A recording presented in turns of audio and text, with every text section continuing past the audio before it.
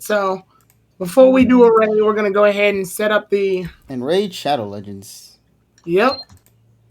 There we go. We should be All good to go right. now. And we're gonna migrate over. So with that being said, announcement time. Check us out at the PokePod in literally about 2 minutes.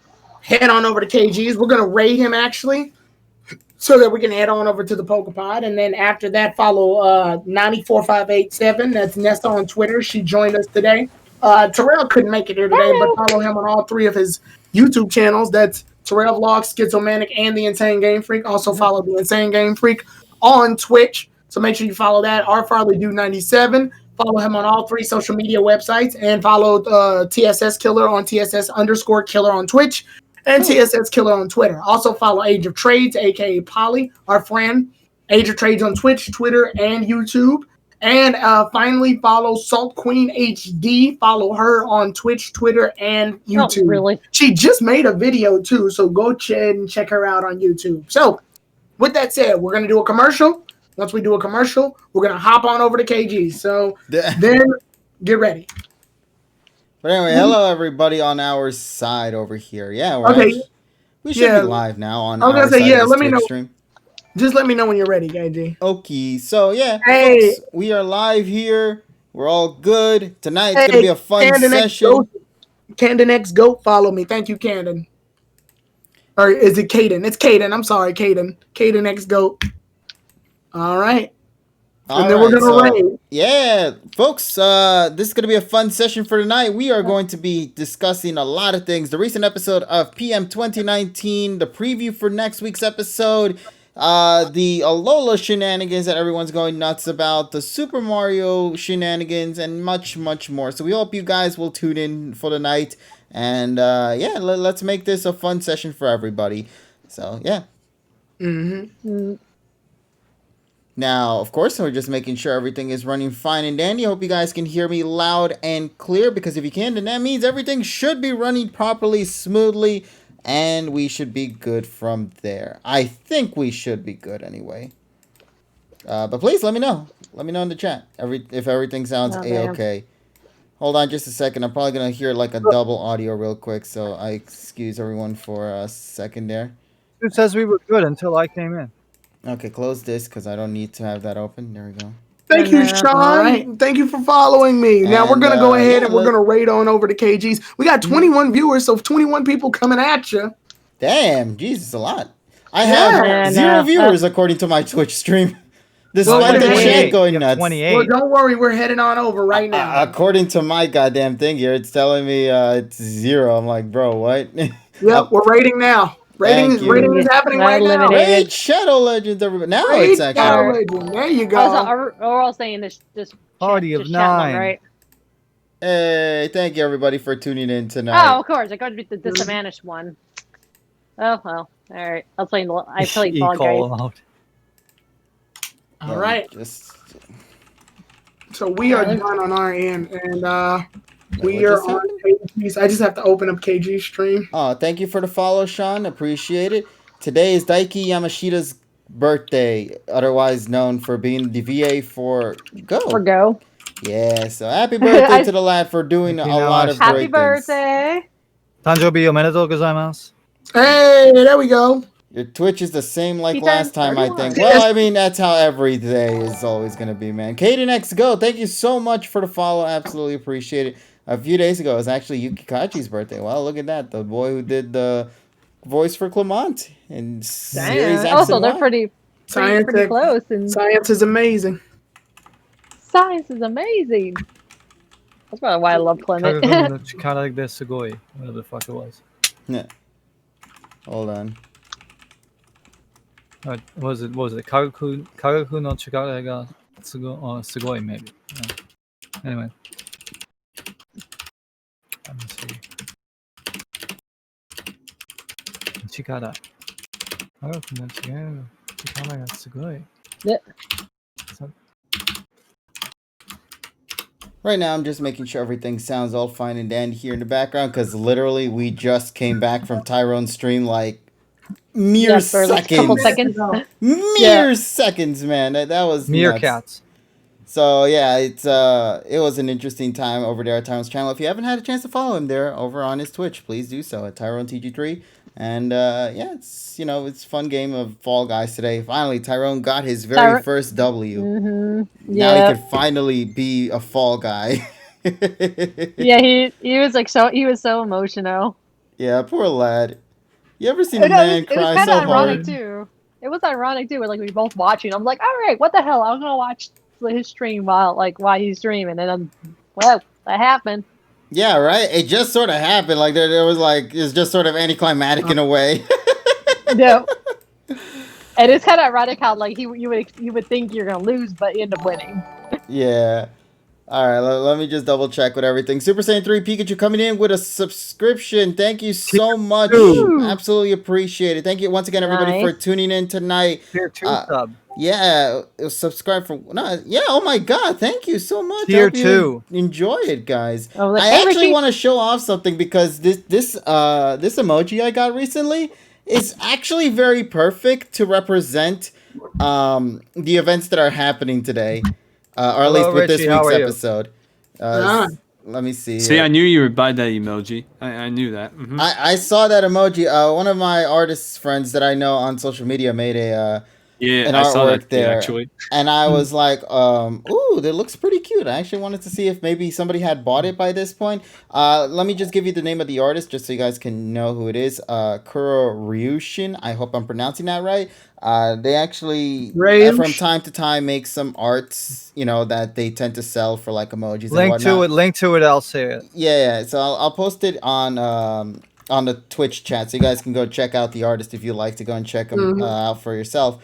But let me go and show you guys the Flygon emoji here real quick. I'll actually just put it here in the... Kuro Yushin.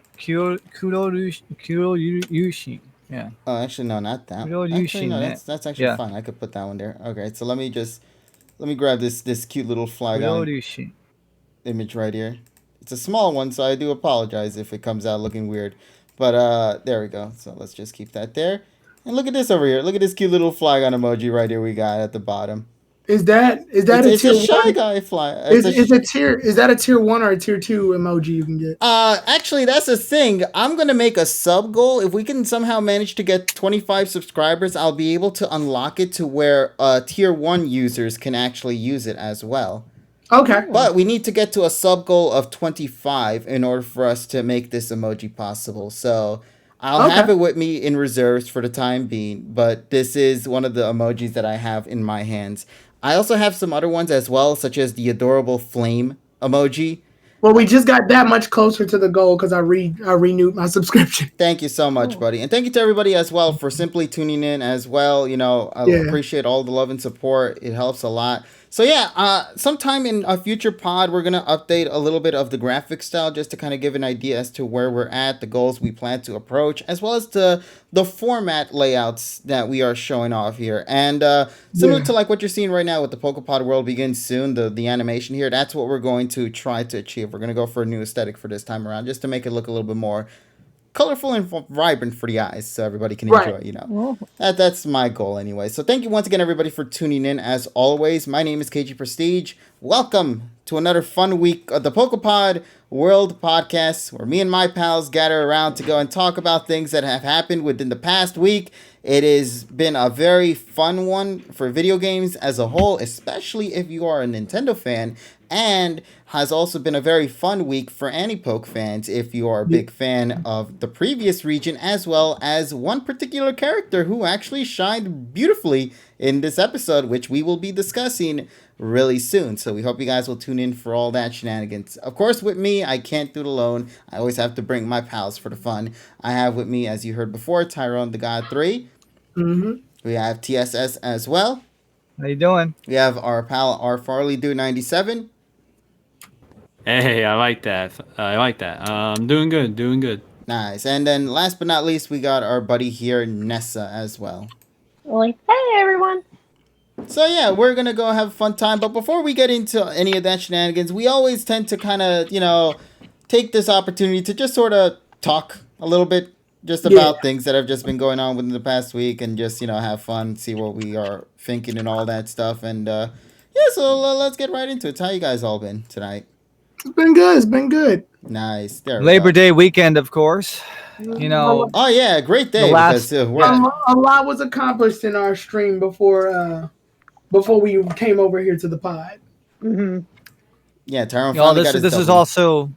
also the end of summer, so you know this is the official fall. unofficial The end of ice summer. ages, Oh, baby. funny thing you say that because today officially here decided to be freaking cold In of all Yeah. days. Yeah, because it was like kind of warm yesterday. Like I remember it was like actually it was Sunday morning was How actually you really doing? cold, but then it got hot. And today, the evening we went for a walk, I'm like, oh shit, I need to put like some type of sweater or something. I wasn't expecting to be this cold. Yeah. Well, that's what it is. It's the change of seasons. It's upon us. I Yeah. know. You know, and that's the way it is. You know, once we get into September, that's pretty much when the temperatures start to drop like a rock. Mm. Maybe some years we get lucky and we get something called an Indian summer, but we'll see what happens. Especially now with the whole Backstreet Boys shit going on. Yeah. People didn't even have a damn summer. I mean, I can tell you though that I was in the Upper East Side this weekend. Well, at the beginning of the weekend on Friday night, and hustle bustle, like all of the all of the restaurants on Second Avenue, like Hey. all full. Hey, Polly, Polly. Polly. Polly, Wally, Doodle all the day. But what were you saying, TSS? Yeah, but I'm saying, people that are saying, "Oh, the city is dead," all this stuff. No, The city is no, dead. no. There are legit people that say, Hey, like, your "Oh, city's look at dead. all this garbage and stuff." Yeah, that's in freaking Union Square. Upper East Side is pretty Well, much you can do lively. something. People can do something about it. Like, don't complain about it. Pick it up. Yeah, but people don't want to do that because they're lazy. That's the problem. You can't Yeah. complain about the fact that there's so much garbage in the spot and then don't pick up said garbage. That's just who we are as human beings, man. Jesus we Christ. like to say shit, but we never like to do the shit. Right. Always saying, never doing. Exactly. Yeah, but still, I would say, I still had to wait. Me and the client, we had to wait like freaking like 20 minutes for a seat outside, even though we had like, there was probably like, we were in like a 4-block radius on Second Avenue, and there was probably like maybe 300, like 200 or 300 people just sitting outside eating. So the outdoor dining stuff is really cool, and it really works. So my only concern is, the weather's starting to get cooler, and hopefully, restrictions will be lifted even more, but we have to do it all safely as well. Of course, yeah. Oh yeah, I can't wait till winter comes. I wonder how that's gonna go by. Well, I think by then we'll have things under control to the point where we already know how to deal with it. We would have adjusted to it already. Yeah, exactly. And then of course you had the vaccine stuff, and we'll see what happens. It's going to be a very interesting next couple of months for sure. And I've already made a decree, if you would say that, is that the second that vaccines available and it's safe to travel, I am booking travel immediately. Maybe I'm not going to be going out the next day, but I will be making travel plans as soon as they open borders and do everything. So, and what the fuck is that? Xbox Series S. I thought you might like it. You know what it looks like? You know what it looks like? It looks like a fucking. It looks like those like mid 2000s fucking waterproof radios you put in your bathroom. That has a CD player. That has a CD player built in that you used to get from freaking Sharper Image. Oh Jesus. No, what was I gonna say? KG, put that image up, please. Okay. What image is? Oh. Yeah. Oh my. Is that real? Yeah. Is that shit real? You lying to me. I don't know who What is Grant that? There is no friggin' way that is the legitimate the design for that shit, man. I told you it looks like a fuck. It looks like the waterproof CD player that you get at the fucking Sharper Image. I thought we already had a confirmed design. No, we never did. Not for that version. Here, this Wait, is the Xbox thing that I'm Series- talking about, chat. Let me put it for you right here. Oh, This- Yeah, put it Xbox up. Series S. Yeah, look at that shit. That's some like mid 2000s sharper image waterproof CD player shit. Damn. Like, yeah, you just hang it on the side of your shower and the music comes out. Yeah. Yep. That actually, yeah. So that looks like a combination of that and the PS Slim, the PS2 Slim. So basically, we have a fridge, we have a router, and now we have the A speakers. radio. Yeah, we have a These radio. design- Now we have the radio. Yeah. Yeah. I can't wait to play Xbox on The- Foom mode. M or Foom? Uh-oh. Yeah, seriously, the fridge being the Xbox Series X, the router being the PS5, and now the speaker being the Xbox Series S for $299. I might legitimately pick this up. To this day, that joke from Sweet Life is still like one of the funniest fucking jokes. No, it's not waterproof. I'm just saying that the design looks The like design looks like a waterproof radio. waterproof CD radio that you would put on like. There Oh you my go. god. What the fuck is that? That's a speaker, boy. Oh god. Fucking Hey, boombox. this shit's good for parties, all right. Fucking white van speaker spam going on here.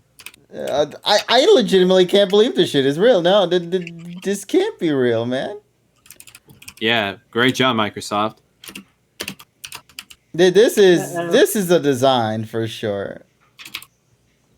All right, if they want, well, I guess we'll probably look or see more information about it soon. But yeah, where's the other speaker hey. though? You're just selling me Yeah, one where's the other copy. speaker? What the Oh, fuck is shit, this? It's mono. Yeah, we're missing the stereo. What the fuck? Nah, but overall, like, what do you guys think about that though, design wise? Does it look intriguing to you guys at all, or No. Okay, No. I expect It belongs in the same place as those sharper image catalogs in the fucking garbage. Damn, boy, garbage don't. Shit. Even garbage deserves better. Look at this shit, man. This looks horrible. I'm just saying. Yeah. Good God. You guys could do a huge favor. Yeah. Mind living Alpha Edian? Because Oh yeah. he's like, because he's actually, I can't add him because I'm not. Oh, wait a minute. Okay, hold on. Everybody can go do into that. the other server real quick then. No, we can just do this. No, we don't have No, enough just people add- for that, do we? Yes, we do. We only have 8. Oh, okay. I could have sworn we had more. Oh There. yeah, I could add him. I can't add him. Okay, there we go.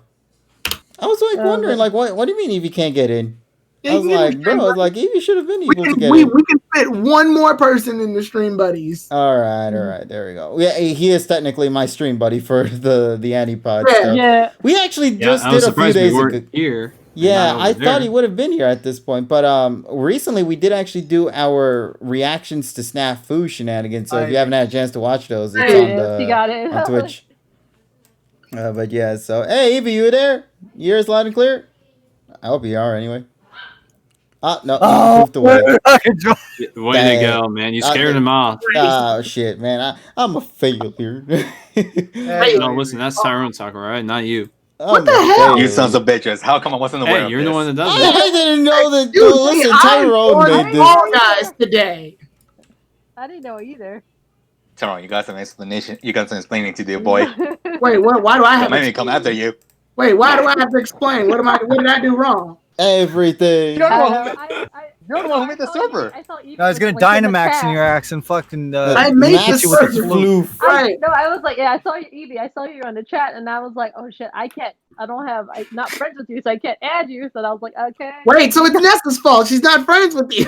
NASA, how could you? I can't add you. Yeah, I was like, What, you can't add him as a friend?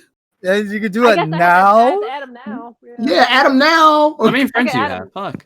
But okay, so Evie, I made stream buddies because I know we actually had the addition of Salt on our group, but unfortunately, Discord has a 10 people rule, and we already exceeded that with the other one, so we went ahead and made a second. Ah. Okay, gotcha. Yeah. Mm-hmm. But you ever say that one currently it only has 9, so we're good. All right, cool. But Yeah. anyways, you guys could continue where you guys left off. I forgot where we left off. Well, KG said that they did the reaction to Snafu, so that's why Oh yeah. Yeah, I was just saying we just finished doing that earlier in the week. I'm sorry to everybody who was expecting like a part two. I was away for a while that day because what happened He was is saving Hyrule. I was visiting the farm of the wild. I decided I What needed the hell? one time in my life, god damn it, to just Oh, The go out and rural have a little bit parts of of fun. New Jersey. So I went out with my family and friends, and we went out to go to a farm in upstate New York, and it was a lot of fun. I think it's called the Lawrence Orchard Farm. Really big and grand area, just a lot of beautiful stuff over there. No, so it is upstate. So it's like is it like past Albany? Yes, it is. Okay, so then it's probably up near like freaking. Did I just hear a beep? What the fuck was that? Did anybody just hear that?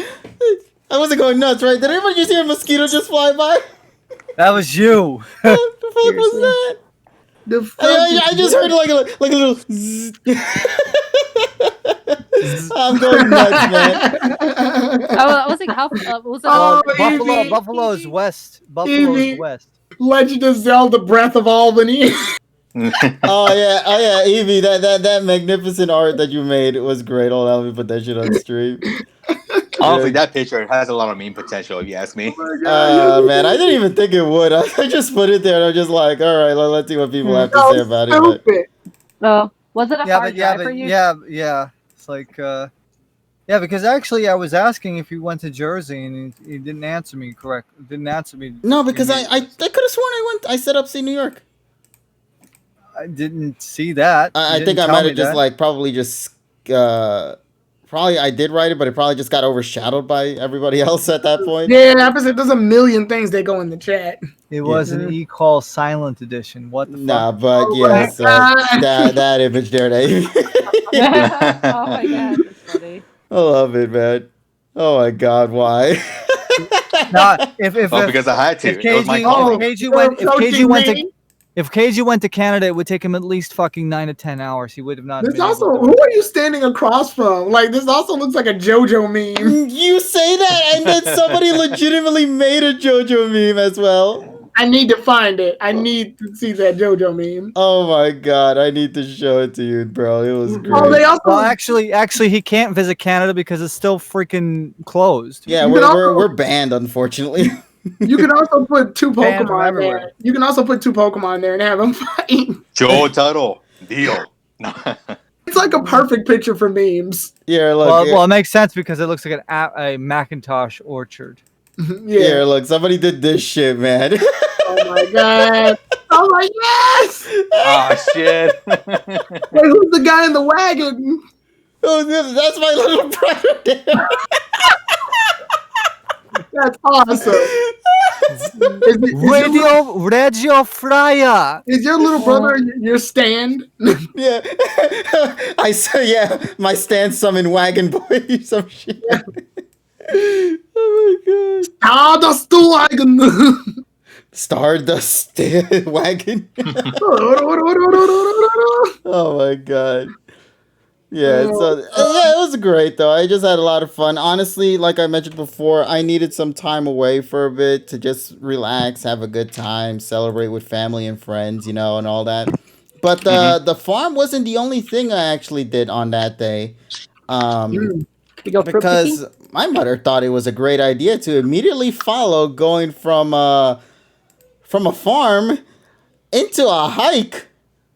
Oh, to the mountains. And funny. bro, the mountains were Country something else road, because Take me home. in case you didn't know, But we're not in West Virginia, took a, Mama. let me just say this right now. I took a 5-mile hike to get to the mountains. In particular, to see this. Hold on, I'll post it on the stream right now. To go over here to witness the waterfall that you're seeing here in the back. Nice. Damn, Yeah. Jesus, It look looks at Oh, you. that was gorgeous. Oh Yeah. man, it is a beautiful, beautiful experience. You don't know how it felt for me to get to that point until you get to the end goal, and it is such a satisfying feeling for like a 5-mile hike, having to go and like to just walk around from the hills. And these are steep hills. Like, it doesn't just like narrowly go down. It's like super steep as hell. By the way, you can't see the shoes I'm wearing. Don't wear those shoes I'm wearing. I legitimately almost slipped and fell and probably fell down a mountain because of my shoes. That's why when you go on a hike, you gotta wear boots. Yeah, I told my putter that I was like, let me just wear these boots. Like, nah, you gotta look nice. Here, wear these sneakers instead. I'm like, excuse me. No, what you need to do is you gotta get the Timbs and you gotta get the Yankee. No, I have the Timbs right here. Mother said no. She said no. Told me to wear these sneakers instead. Also, do not wear. If you're gonna go on any hike, you need Timbs or you need some sort of. You need 2 stamina. I had these Timbs right here, and these Timbs could have saved me. Well, I mean, I didn't, of course, you know. But the point of the matter is, I could have prevented that shit from giving me a heart attack in the middle of it all. But it was so fun, though. Legitimately, it was a lot of fun with the friends and family, man. I had a lot nice. I like I mentioned, sometimes just being out in the great wild to experience the fresh air and be able to just cherish it with the friends and family you have with you is great. Yeah, and next week, I think we're going to go to a beach. I'm not sure. No. When we're talking about Timbs, we're talking about Timberlands, not Timbits. I don't know. I don't know. If you put Timbits on your feet, you probably would like fucking slide all over the place. Oh no, man! I'm scared, man. I don't ever want to go hiking with these sneakers again. Damn, nature, you're scary. Yeah, nature is a scary motherfucker. Yeah. That's the thing. Timberlands are so I remember Timberland was super popular back in their early 2000s. I know they still are popular. No, they still are. 90s. They were super popular. 90s. Yeah. I see you everywhere. Everyone. Oh, hey there, Adam. By the way, sorry I couldn't join you guys for the Among Us playthrough. Of course, the Timbs were good because freaking if you didn't like somebody, you could kick them in the genitals or something. Oh yeah. They're pretty. Well, yeah, because that shit, steel toe hurts your ass, hurts your. Yeah, everything. No, I'm thinking to myself, why is that the first thing you think to do? Shit. Because why the fuck not? You gotta defend yourself. I'm scared. I don't want to defend myself like this. I'm scared, man. Fuck with a man with his Timbs. Yeah, don't fuck with those Timbs, man. You better catch these Timbs. Oh man, but ad. Oh shit. Why is an ad playing? But that's fine. All right. Anywho, yeah, so should we get into some of the discussions then? Why don't we?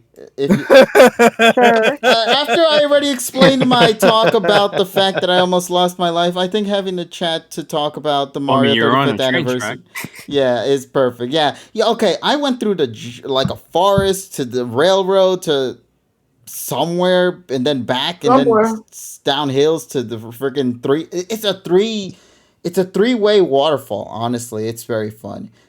Just looking at it, but I'm gonna say be very careful because those hiking trails that they call trails are super, super narrow. I'm legitimately surprised my mother was okay with letting my little brother walk there too. And he was doing better than I was. Oh, yeah, he's got more energy. No, I mean, he got more confidence. I was fucking shivering like a chihuahua, man. Over there.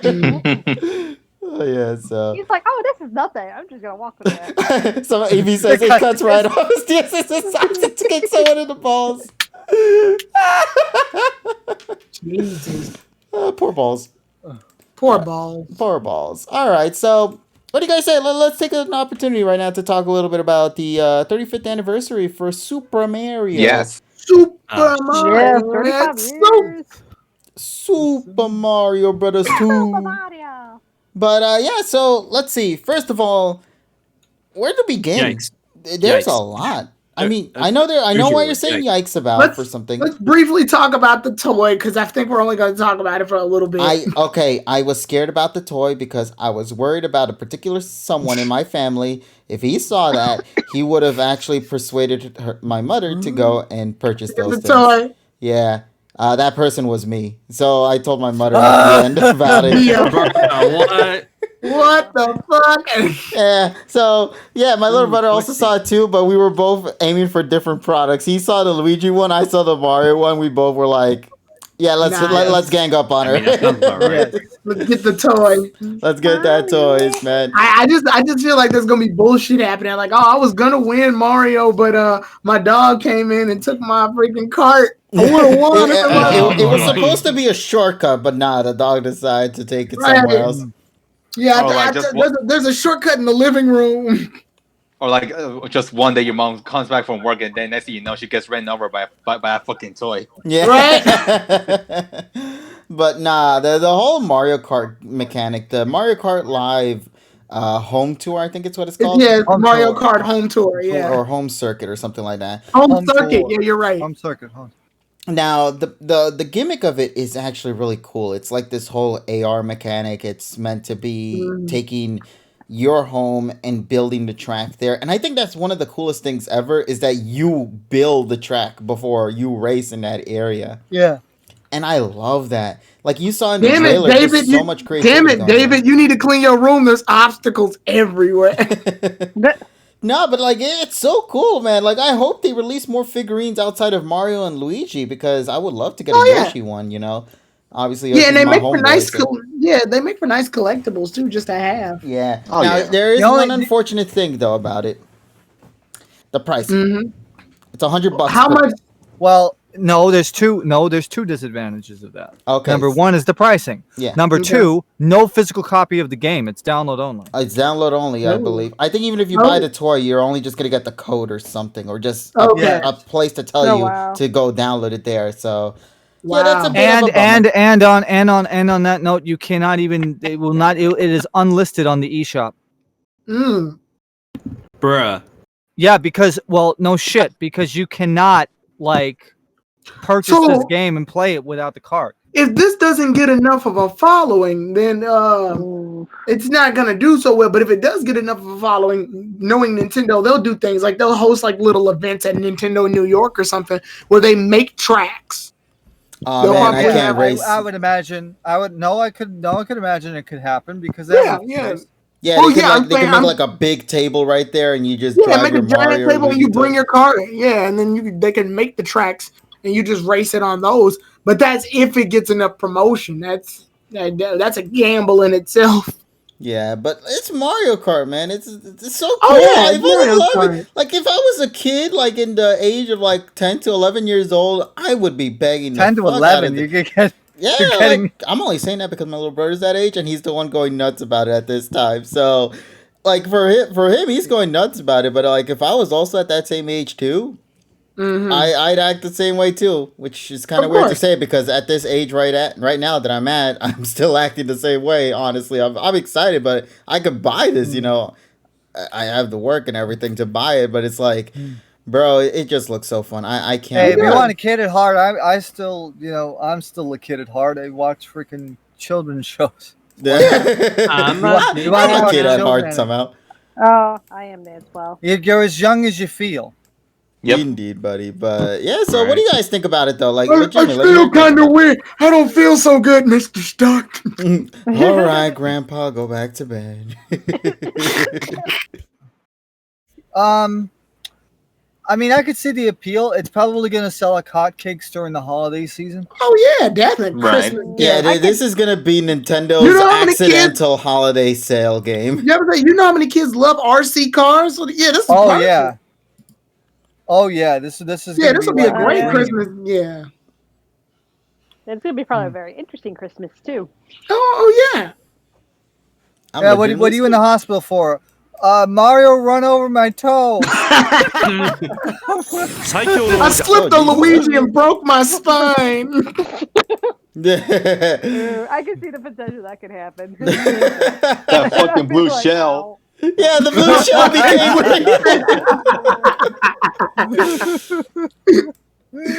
Somebody died. Also, too, I can imagine like people will be kind of like make up these crazy courses, like try to like make it look like. I bet a lot of videos will be popping up like those, like because you have the creativity. It looks like you could do whatever you want with the course. Right. So like so I was like, you probably could make like railings or turn your living room into some type of racetrack. Yeah. Have a little ramp or something. Or, there's so many possibilities. Or you could probably make your own race course. Yeah, it's looking fun, man. I Or think like- what makes it great is just it doesn't feel limited. It's basically No. it all depends on your room, how big it is, and just how far you're willing to kind of rearrange things to fit for your track, your dream track. And hopefully, the only thing I ask for this, I hope, is that the range for the 8CRC, I mean, is a strong one because it's connected to your Switch. So if I say leave my Switch here by the computer table, will the RC be able to still move on its own if it goes out to the living room and then back here? Well, it all I'm depends on curious what. about the It all distance. depends. It all depends on what protocol it uses. If it uses Bluetooth, and the limit is going to be about 30 feet. That's it. Yeah, So but I guess we have we'll to see find what out kind soon. of thing. Yeah. Yeah. You guys, did they say when it's gonna come out or not? Yes, No. October. They did. October. Oh, wow, that's pretty close. soon. Next month. Yeah. Oh, okay. Yeah. Oh, you That's think pretty that's soon. close? The other one in particular is much Well, closer, buddy. The next Well- next thing we want to say, next thing we want to talk about is probably the Game & Watch.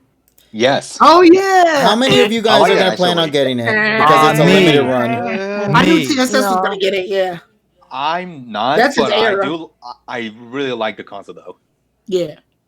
Yeah, and it also makes it a little nicer because of the fact that it's not just including the original Mario Brothers, it's also including the Lost Levels as well. Yeah, So that's another nice. It's signed up. Yeah, it's signed up as Super Mario Brothers 2 because it was the original game. Yeah, so Yep. it feels great. I genuinely like the idea. I am a little disappointed it is a limited run, and this is something that unfortunately is going to exist throughout some of the other things we're going to be talking about soon. But for what it is, it's a collector's item, so of course it's going to be of value like this, Yeah, and also it's like a full color LCD screen. So you have Super Mario 1, 2. You also have the remake of the Mario Game & Watch, and it's a also real clock. and it does the clock. So with Easter pretty eggs cool. too. It has a bunch of Easter eggs on that thing, so $50. I thought it was like was it 50 or 70? Let's find Yeah. out. wait, what for the I thing? think- I don't think there was a price for it yet. I don't think so it either. says $49.99. Okay, $50. Okay, then yeah. Oh, Oh, shit, wow. that's a That's good a steal. pricing then. Never mind. That's Yeah, really... I was actually, I had to Google it because I didn't know what it looked like, and I'm like, oh, okay. I found the price. Yeah, That's a good price, I'm getting it for the collector's value. Like I said, if I wanted to play Super Mario 1 or 2, I could just play it on like my phone or something, or Yeah. on the Mister or something. But Right. no, it looks really cool. Mr. Game & Watch confirmed to be getting more stuff than Mother. Jesus Christ. Yeah, this one's saying that the design is based on the original control pad from 1980, and then like the original Game & Watch device, it also functions as a digital clock, which includes 35 little touches and Easter eggs to celebrate the milestone anniversary. Well, this is on here. Mm-hmm. Okay, so I'm seeing different prices. I'm seeing 50. I'm seeing 68. I don't know which one's real. Probably. Okay, I'm seeing 50 a lot more. Yeah. Probably Yeah. 68. Maybe might be the Canadian price. Yeah, it says the UK price is 68. Okay, 60. Yeah. Wait, 68 pounds. let's see. What Wait, special 68 anniversary That's Game & Watch not edition, Wait, November 6 13th for 68.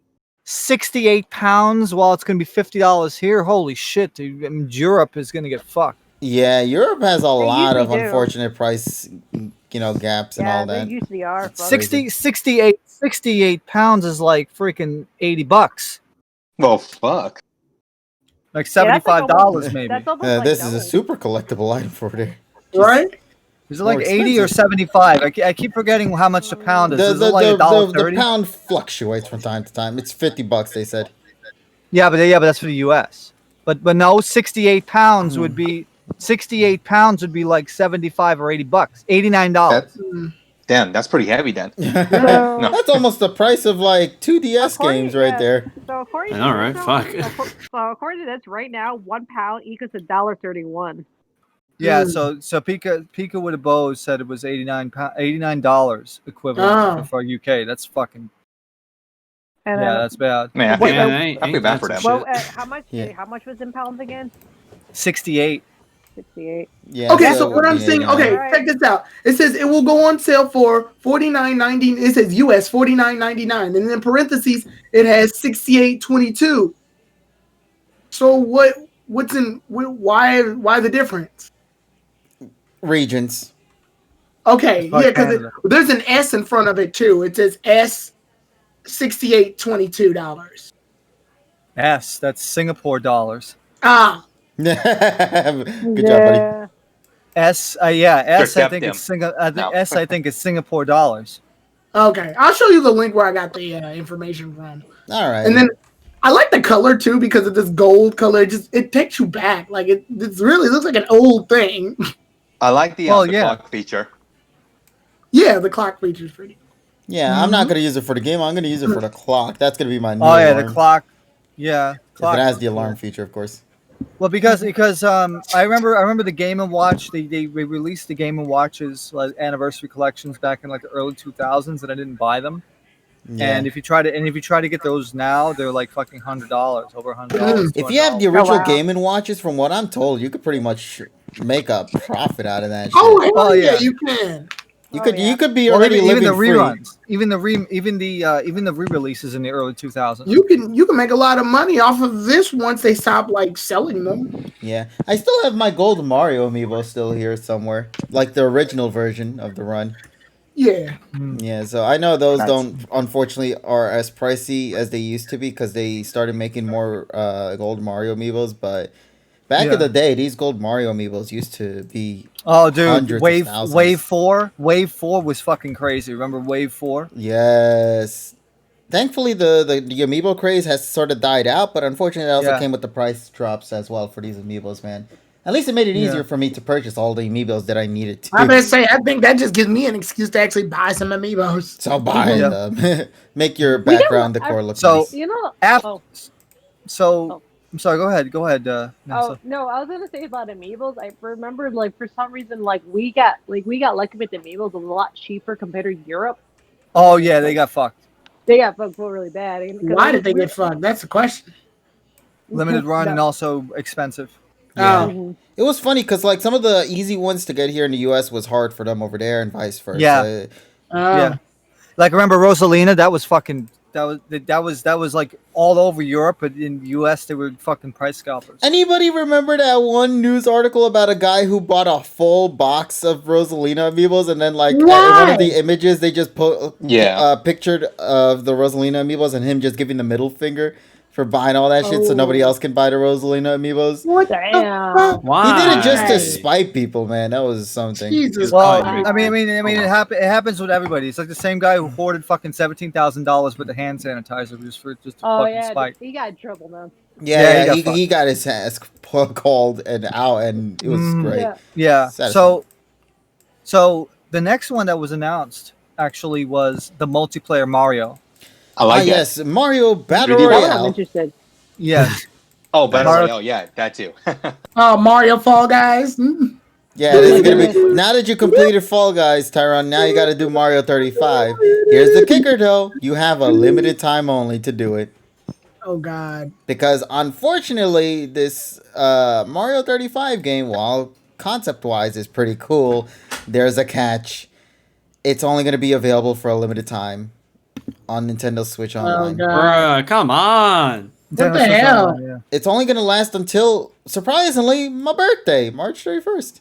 And that's not going to be the only thing that'll be lasting till that day. So, yeah, that's unfortunate, man. I don't get why they thought the decision of making it. They're probably gonna bring it back. They're probably gonna continue it if it's popular. I think they probably rotate Yeah. it then. From what I'm told, it was made by the developers who did Tetris 99. Yeah. So that's actually pretty cool. And you could see the concept there just from the layout itself, but pretty disappointing, man. I don't know. I just don't like that they decide to come up with that thing. And like we mentioned before, it seems to not be the only thing that's going to suffer with this situation. We'll get more into that later down the road. But yeah, what do you guys think about Mario 35? Well, I know it's probably going to be a competitive game. Oh yeah. Yeah. I mean, people have been speed running Mario since the gate, like since it existed. So it's gonna be really interesting to see how they're gonna handle. I wonder, is it gonna be will the Marios being in the same spot count as a hitbox, or will they phase straight through them? Because that can make or break you. Because then that's the difference between do you have trolls? No, because you're not on the same grid. What you're doing is you're running. It's 35 different people playing different, games. Then all the people who've been speed running this since 1986 are gonna fucking win. No, they're not. There are a lot of catches in this, buddy. Nope, there is a lot of catches. The level design changes, but no, it's not incorrect. the enemy placements that are going to change. Yeah, that's what. That incorrect. What's going to happen is if you do extremely well in a level, then you have the opportunity to spawn enemies or traps in other people's games. Oh wait, if you can spawn enemies in other people's games, if you do well, that means the people who are already good at the game are gonna fuck over the people who are bad. Yeah, but the people who are doing bad, even just killing, say, a Goomba, could still fuck up the guys who are pros, because the thing is, the enemy spawn is randomized. So who knows where the enemy is gonna fall? It could be on top of you. It could be to the side of you. It up, anybody. Yeah, just because you're a pro at it doesn't mean that you could be a pro in Mario Bros. But here's the thing: the only reason why you're a pro is because you already know the layout to how you be a pro, as in the map way and all that. But you can't really do that when the enemy starts spawning in random spots to where you can't do jumps. The players manipulate the stages. Yeah, I still think a seasoned player is gonna have somewhat of as long as a seasonal player actually starts strong, then yes, I believe with you that one. But yeah, so for Mario 35, looking forward to it. It does look good. Let me see what else is there. Mario merchandise. I know there's a big talk on that stuff as well. The Puma shoes, though. I want to get me one of those It's a Me 7s, man. How much? I don't know how much the pricings are, but I think they already came out. Stories. It's probably going to be about $200. Yeah, given shoe pricing. It's shoes, man. You honestly, it's shoes. I think people who buy those Jordans and everything, it's around that price range or a bit more. Yeah, so it's probably going to be one. If I had to guess, it's probably going to be $169 or $200. Okay. Come on, it's like buying Jordans. Exactly. Yeah. It's a limited time. You don't want to miss out on those. But I'm pretty confident they're already gone. Because I believe after the Direct, literally they announced that the Puma NY store was going to have them there. And it was on a Friday. And I was like, really? Yeah. You couldn't do that on a weekend? On a Labor Day Friday? Yeah, it's over. I was like, nah, man, I couldn't. And so I missed out on getting me those It's a Me 7s, as I call it. What are those? I got the Yahoo right here with me. Nah, yeah, wow. So there's that. They have all the shirts. They got the cute dresses. They have the Jengas, the Mario Monopolies, the Legos, all this stuff. Yeah. Cool, nice merchandise. They also had shirts and stuff you can buy over at the Nintendo New York store as well. Later in the month, I believe, in October, I think they're going to become available. So I'm looking forward to getting some of those anyway. Animal Crossing X Mario's happening too. Another Splatfest as well. Oh, sorry. Yeah, Splatfest. I was able to find the price on here. So they were selling it for $125. $125 is not bad. No, that's actually good. What's the size? No, except they're sold out, of course. Yeah, of course. Because it's $125. The pricing isn't that bad. It's definitely way better than a $200 for sure. Oh yeah. I was expecting more, but I was like, oh, okay, $125. So. Also, we have Super Mario All-Stars that's on Super Mario, on the Super Nintendo online, which is the first time in 27 years that people can actually get this game in mass. And I'm not counting the 25th anniversary one because that was a limited run and people people scalp the shit out of those. Like trying to find 25th anniversary with All-Stars on it for the Wii, it's like $100 plus. Yeah. Yeah. So yeah, I know the thing is, for the Wii one, if I'm correct, they never released it with the World expansion. It was only the original 4, which was yeah, I mean that's what originally it was. The Super Mario All Stars came out first, and then after that, it was Super Mario All Stars plus Super Mario World. But the Super Mario World that was included was a fixed version. Yeah, that's why the assets look a little bit different, and also the copyright date is different. Yeah, so let me just see here real quick. Anything else I'm missing from this here? Just want to say that it was a missed opportunity for the add-on to be named Bounce's Furry, not Fury. Oh, yeah, Super Super Mario Mario 3D 3D World. You're right. There's that. Okay, two things. Tyrone, you better buy that fucking game. First of all, Wait, because what game? Super Mario 3D World. Wait, 3D World? Yeah, for the Switch. I already bought the collection on. No, not that 3D collection. I'm talking about Super Mario 3D World. Why? Because The it has online multiplayer. Ah, shit. Yeah. Yeah, we gotta get it. Yeah, it has online play and also has a brand new expansion pass, as Evie called it, Bowser's Furry. So there you go. Bowser's Furry, yeah. Yeah, Bowser's a furry. I mean, like, listen, welcome to the club, buddy, I guess, or some shit. I'm down to you. Yeah. Now, okay, there's not much that we can say about it because they didn't show off much about Bowser's Furry at this moment. However, we did learn something very interesting about the game. Apparently, the game runs 20 to 30% faster than the original. And I don't mean like frame rate, I don't mean like smoothness. No, I mean like they actually up the speed of the characters. Oh, nice. So yeah, the characters move like 20 to 30% faster now. If you see the trailer and you like run back to the original game, you'll notice that the 3D World characters in Wii U run a little slower, but in Switch they they went up to a big amount, man. So yeah, I'm excited to get the game. I hope that the servers for 3D World are going to be better than Mario Makers, because Mario Makers is boy, very messy. I'll say that right now. Yeah, it's a very laggy game. So if they can properly fix 3D World's multiplayer with online, I think that's going to be awesome. And I would love to do a Let's Play of that, but with the crew, of course.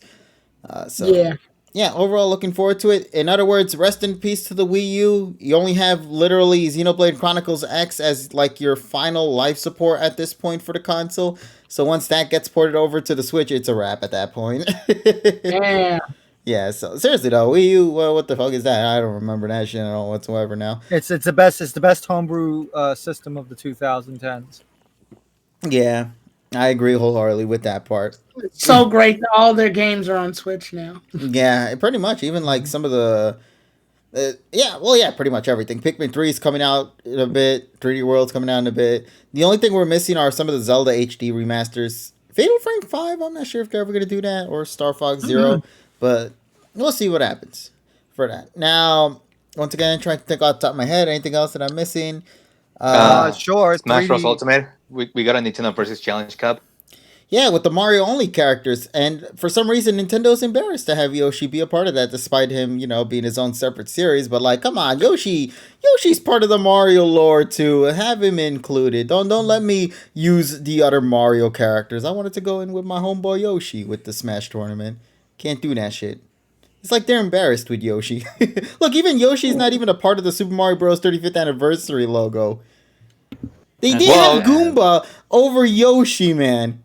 Because Yoshi's not 35 years old. Well, there's that, and given that Yoshi didn't make one of the main Mario titles that was announced for the collection. For real, I like, yeah, Super Mario Galaxy 2. You're right. Yeah. Watch when Super Mario 64 comes out on that collection, Yoshi's gonna be omitted from that game, and he's not gonna be giving you those 99 lives like they did in the original. Wow. Now, I wanted to do my taxes. Sorry, Mario, but here's 99 lives. Yeah, there's like a signpost. Well, you can't. You can't. Well, you won't be able to do the ash jump either because the thing is my fixed. backward long jumps. I can't do my BLJs and my no more. Okay, so let's talk about it. The final game that was revealed in the Super Mario 35th Anniversary Direct, aside from like some other small little nuances, but I don't think that's really that major of a thing. Super Mario 3D All-Stars. Apparently, Galaxy 2 doesn't exist. So, Super Mario 64, Super Mario Sunshine, and Super Mario Galaxy, the first one, are all going to be coming to the Nintendo Switch in less than 2 weeks. Yeah, they actually announced it to be coming out on September 18th of this year, which is bonkers to me, but at the same time, God, I'm so excited for this, man. HD widescreen Super Mario Sunshine. Let's go with that shit. I'm excited. So Game Explain actually made a video. No, these are not ports. No, they're technically. remasterings. They're remasters because what they've done is they took the SG. Like for example, Mario 64, even though it's a 4x3, the assets are higher resolution. Yeah. Mm-hmm. It And isn't then Super like Mario Sunshine and Galaxy, the cutscenes were remade. and also Which you know what that Sunshine is means. now a 16:9 compared to the 4x3 it was on the GameCube. Yes. So I that's know a why big- they. run at 60 instead I of know 30. why they didn't put Galaxy 2 in, or at I- least I have a theory of why they didn't. I already mentioned my theory on Twitter why I think that. My theory personally was that if you recall at the finale of Super Mario Galaxy, the entire universe blew up and therefore a new galaxy was born. So canonically, in the before universe blows up phase, it was Super Mario 64, Sunshine, and Galaxy 1. Post Galaxy blow up phase is Super Mario Galaxy 2, 3D Land, and 3D World. Okay, so for a non-story marketing Nintendo want your money reason, they're doing it so they can remake Galaxy 2 later and add new levels and all that other bullshit in it. Actually, Super Mario Galaxy 2, if I recall correctly, was already released. Not here anyway, in China, if I recall correctly. And it was, I believe, for the NVIDIA, and it was an HD port of it. So Yeah, they do for the- have the yeah. assets for it. Yeah. So But then I don't think- know. I don't know why well, they did it then. More money. No, probably because the cart size. No, So, the like card I size said- is only 4.9 gigabytes, so they could have had more space to have put in Right, more. right. They but would I have charged us. Well, I mean, the reality of it though is that they would have charged us more if they had put Galaxy 2 in there. Yeah. It's $60. I don't think they could really go any higher. Sure. If they, Like- I mean, like if they do, you know, people are not going to be Yeah, but happy they about wanted that. to. Yeah, I was gonna say they wanted to sell it for the actual price of a Switch game, which on average is $59.99. So it would have been stupid of them to add another game and then make it a higher price. $20 a game. I mean, that's fine. Yeah, your average price for a game is usually $60, and they want people to actually buy this thing to a point where they even gave it a time limit. So yeah, they did that so you could do that. Here's my take on this, though, because somebody brought this up about saying maybe they ran out of time to put Galaxy 2. So here's a compensation that they could totally do. A, if you by any chance own a Super Mario 3D All-Stars before it gets removed from the eShop, as a bonus at some point later in 2021, you will be given Galaxy 2 for free for owning the original Super Mario 3D All-Stars collection. If you never did, later in 2021, they're going to release 64, Sunshine, and Galaxy 1 and 2 separately on the eShop for a much higher pricing than if you were to have bought the 3D All-Stars pack. That's what I think they're going to do. Because that makes more money for them in the long run, too. Also, thank you so much for MarfX42 for following. Appreciate it. But yeah, so that's my take on it. I personally believe in more of a business aspect. That makes sense. I just don't like the decision that they made to put this stuff on hold until the end of March. I mean, I appreciate that you're ending it on my birthday, but like, bro, I'm pretty confident you would be making more bank in your money if you just, made it something that lasted forever. Trust me, they would be fucking profiting out of this.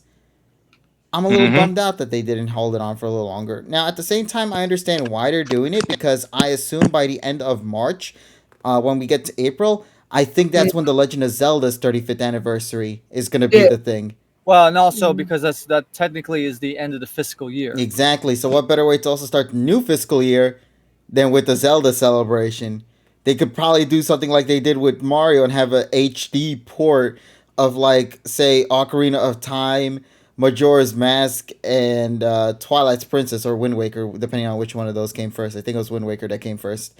So they could have like those three come in, or maybe they could do Wind Waker, Twilight Princess, because those two got already HD remakes, and then Skyward Sword. Skyward Sword. Yeah, as another one, because that never technically got an HD port yet. So theoretically, that could also be the case. So yeah, I'm not sure what they plan to do. So I'm looking forward to it. Whatever shenanigans they got in store for it. So we'll see what's gonna happen for Zelda's 25th when it happens. Right. AG hasn't gotten a port yet. Only OG and Johto on 3DS. Oh, you're talking about Ruby, Sapphire, and Emerald? Like the GBA games? Yeah, I think that could be nice. Yeah, Richie, I understand with Rayman, but like, the rabbits are more significant than Rayman at this point. Well, let's be real here. When you think about the Rayman lore, rabbits are normally the ones to come up in front, sadly. Now, I believe on the eShop, if you want to download the digital version of Super Mario 3D All Stars, it's about 4.20 gigabytes or something like that. Yeah, 4.1, 4.9, something like that. It's a very relatively short amount. It's about the same file size as the Pokken, as Nessa pointed out. So if you had the Pokken trial that you may have tested out a few weeks ago, you could delete that shit and have enough space to put in Super Mario 3D All Stars collection there. Or just buy a freaking SD card, because you can buy like a 200 gig SD card for like $27. Yeah. Yep. Also, but of course, just buy the physical. Yeah, buy the physical, which I already did, by the way. Nice. Yeah. Now it's just a matter of actually having that shit show up in my house. No, I'm going to Manhattan to actually pick it up. Nice. I have physical. I sped up delivery so I could make it to my house. Good. All right. So anything else we're missing from the Super Mario stuff? Yeah, you actually get to listen to the official soundtrack from each of these games. Yes, that's going to be included. Nice. Ooh. Oh yeah, you're right. I'm a little bummed out there wasn't more to it. I wish they do a Sonic Generation thing and let you mix some of the songs into different levels. That'd be kind of funny. Yeah, have the slider theme for like all of the random ass tracks. Yeah. Versus Bowser. Yeah, dun, dun, dun, dun. Like, oh, I don't remember this song here, Mario. So long, gay Bowser. Dun, dun, dun, dun, dun. So long, me Bowser. Oh yeah, that unfortunately got patched out. If this is based on the Shindo version, then instead of saying "So long, gay Bowser," I believe he says "bye bye" in that one. So yeah, no, we can't Yahoos and "So long, gay Bowser's" in HD. Unfortunately, we censored it to be more appropriate towards the homosexual groups. And then that's why we have to do. That's why people have to play SM64 Builder, NX Builder. Oh man, SM64 NX Builder, which is the HD remix done by the community. Yeah, let that state something, that the community was able to do that kind of stunt in just like they were able to. Think about it. This was years. They clean room engineered. Reverse engineered Super Mario 64 to run on the PC, and now we have it. Now we can compile it, and then and now we can actually compile our own version of Super Mario 64 with enhancements, like enhanced textures and everything. Yeah, so I'm excited for that, like we mentioned before. You know what's the first thing I'm actually gonna do once I cook up this copy of my game? What's that? So because of the higher resolution, KG, you might want to do this too, if you're ever interested. We could actually look to see if L was actually real on that mural. Oh yeah, the L is real 2041 shit. You're right. I didn't think about that. You think I'll put that in just to be like, yeah, we heard. No. They're gonna replace it and it's gonna say SMG2 is real instead. I would love to see how it's gonna look now in HD. Just be like that shit's gonna have to say L is real at this point. If Nintendo doesn't do that, worst pack ever, man. I'm just saying, missed opportunity right there. But yeah, so overall, Mario's 35th anniversary has a lot of highs, has a lot of lows. Unfortunately, a lot of the lows is mainly due to the fact that they're kind of putting it on hold until the end of the fiscal year. So keep that in mind, ladies and gentlemen, if you ever want to get your hands on a Super Mario 35th anniversary, because it's only going to be for a very, very limited time. Now, another thing about that is I assume that COVID, unfortunately, was also part of the problem. The Backstreet Boys decided to have their tour because according to some of the information that we've gotten for a while now, it seems that this stuff, the Super Mario stuff anyway, was initially planned to have began back in April or in May, like around the earlier months. Mm-hmm. Because if you notice, some of the things that they had theming-wise for like merchandise usually kind of requires you to go to the store to pick those up, and given everything that's kind of happening with the Backstreet Boys, you're supposed to stay away from it. So I get the strange feeling that probably a lot of this stuff was meant to have lasted a lot longer, and therefore maybe the limited run might have not been so painful had it been like that originally planned. But unfortunately, that didn't happen, and here we are instead with what we got. So. So which is why the Pokemon stuff was kind of weird as well, because games had already, and McDonald's in Japan already had everything set.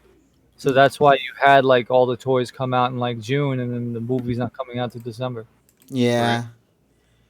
It's unfortunate, but we'll see what happens at some point in the distant future for what the Pokemon franchise is going to do for their 25th anniversary, which is next year, isn't it? Yeah. So yeah, Pokemon's going to be celebrating 25 years old. God, I feel old at this point. But it'll be a fun one. Hopefully, we'll see soon enough. So yeah, anything else that we're missing here from Mario stuff, or should we go and move on into Litox? You know, Pokemon. I was kind of hoping they will make Super Mario Odyssey some sort of discount for the eShop or some shit like that. No, Mario games, they have to go through a lot to be on sale. So somebody had to have died or some shit. Also, congratulations. Miyamoto would have had to lose his left testicle. Yeah, Mario and Pokemon don't budge on their prices. The fuck? Yeah, nah, they never. I want would. my Odyssey though. If it comes. Well, they want their money though. Yeah, Mario. I don't think I've seen a sale on a Mario game in like hell. Like the only time I see a sale on a Mario game is usually like Kart or Party. I have never seen a mainstream Mario game. Like I'm sure they have them. I'm sure they have them on sale at some point. But it's so rare to see them on sale. Your chances are up a rat's ass. Yeah, at this point you're better off just buying it at full price and sucking it up. Or you could be like those unfortunate suckers who bought the 2080 Ti and then just a few days later got the announcement of the 3070, the 3080. Man, that couldn't be me. Nah, that couldn't have been That you, wouldn't be buddy. me. No, sir. No, sir. Right? No, like what are the odds that you would have done that, buddy? I don't like that cough. KG's in his early 20s, and wow, I want some of the juice that he has. Wait, oh man, wait, I'm old? Oh god. Gotta get the juice.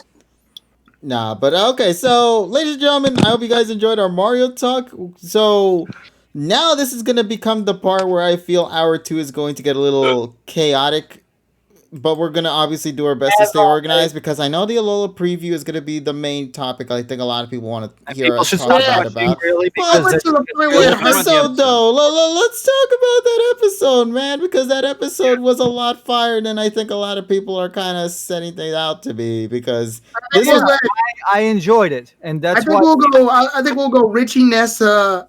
Well, we'll go Richie Nessa, Eevee, me, and then you, and then TSS. okay. But first, Evie, you did watch the episode, right? Okay, thanks for the response. Christ, Eevee. Hello, I just want to know this: did any one of them catch Flygon? Yes, and Let's the fucking go. answer That's all will that- surprise you. Let's say that. Not really. All right, that's all that's all that matters to me. But It's anyways, in the opening. wait, go on. Yeah, it's in the opening. If you've seen the opening, you're pretty much good. All right, then. Let's get into the review, ladies and gents. So, tonight, we're going to be talking about the Flygon episode, otherwise known as, what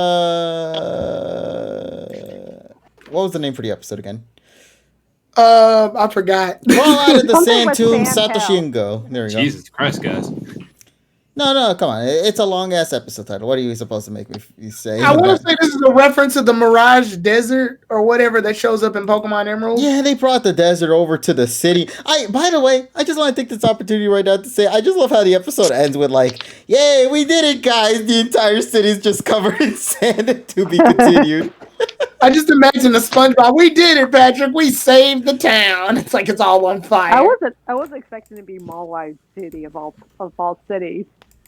For 'Cause real. I didn't know the Japanese name, so when I saw, I was like, okay, the city I've never heard before. And then when someone translated, like, it's Mall-wide City, I'm like, oh. Did we at least get a parody? parody of the Root Sandstorm? Yeah. I wish, buddy. I wish. Aw. I'm sure the abridged series will do it. Hey, his wings are making the music.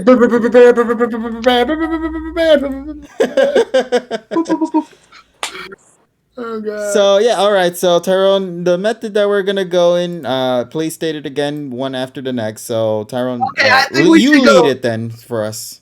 I think we should go Richie, Nessa. Wait, we should go Richie, Nessa, me, you, then TSS. All right. So Richie, take it away, buddy. What do you think about this week's episode of PM 2019? Yeah, I think the episode was a little bit disrespected because of the preview, but that's fine. But talking about the episode mainly, I thought it was a pretty good Gold development episode. First of all, obviously the typical, well, not typical because that's applying that's happened, a little more consistently. But yet again, Ash is a little bit depressed. It's a little bit different compared to the time in XY. But to be fair, the circumstances were a little bit different. Spare the long explanation. But anyways, the one moment I did really enjoy though actually is that speaking of XY, Go ended up doing the move that Ash did back in XY. Obviously, we're not going to get like a acknowledgement from Ash about it because obviously, we're not going to give out too much continuity eggs. But besides that, I did like the fact that that sort of mechanic returned because it's always nice to see like moves like that come out because it's a little unique and adds a little bit of a spin to like the of strategy, which is something I've always appreciated from like any character, whether you're a main character or not.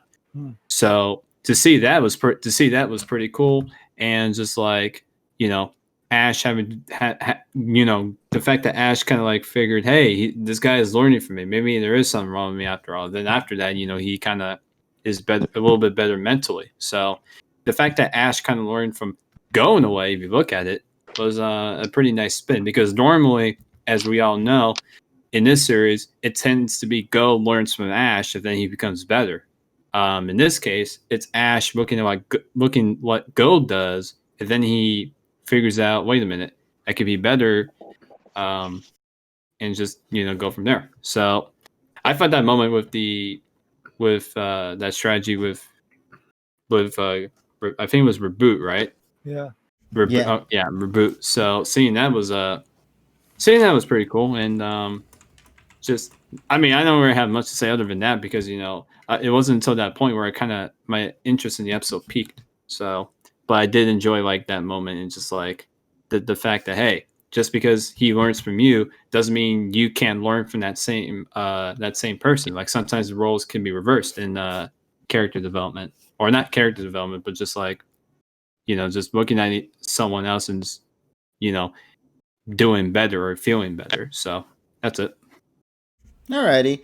Yeah, I agree with you on some of the parts there. I, of course, have some things I'd like to add to that, but I'll wait for my turn. So the next person on the list here is, from what I'm saying, Nessa. So, Nessa, if you've seen the episode, what do you think about it overall?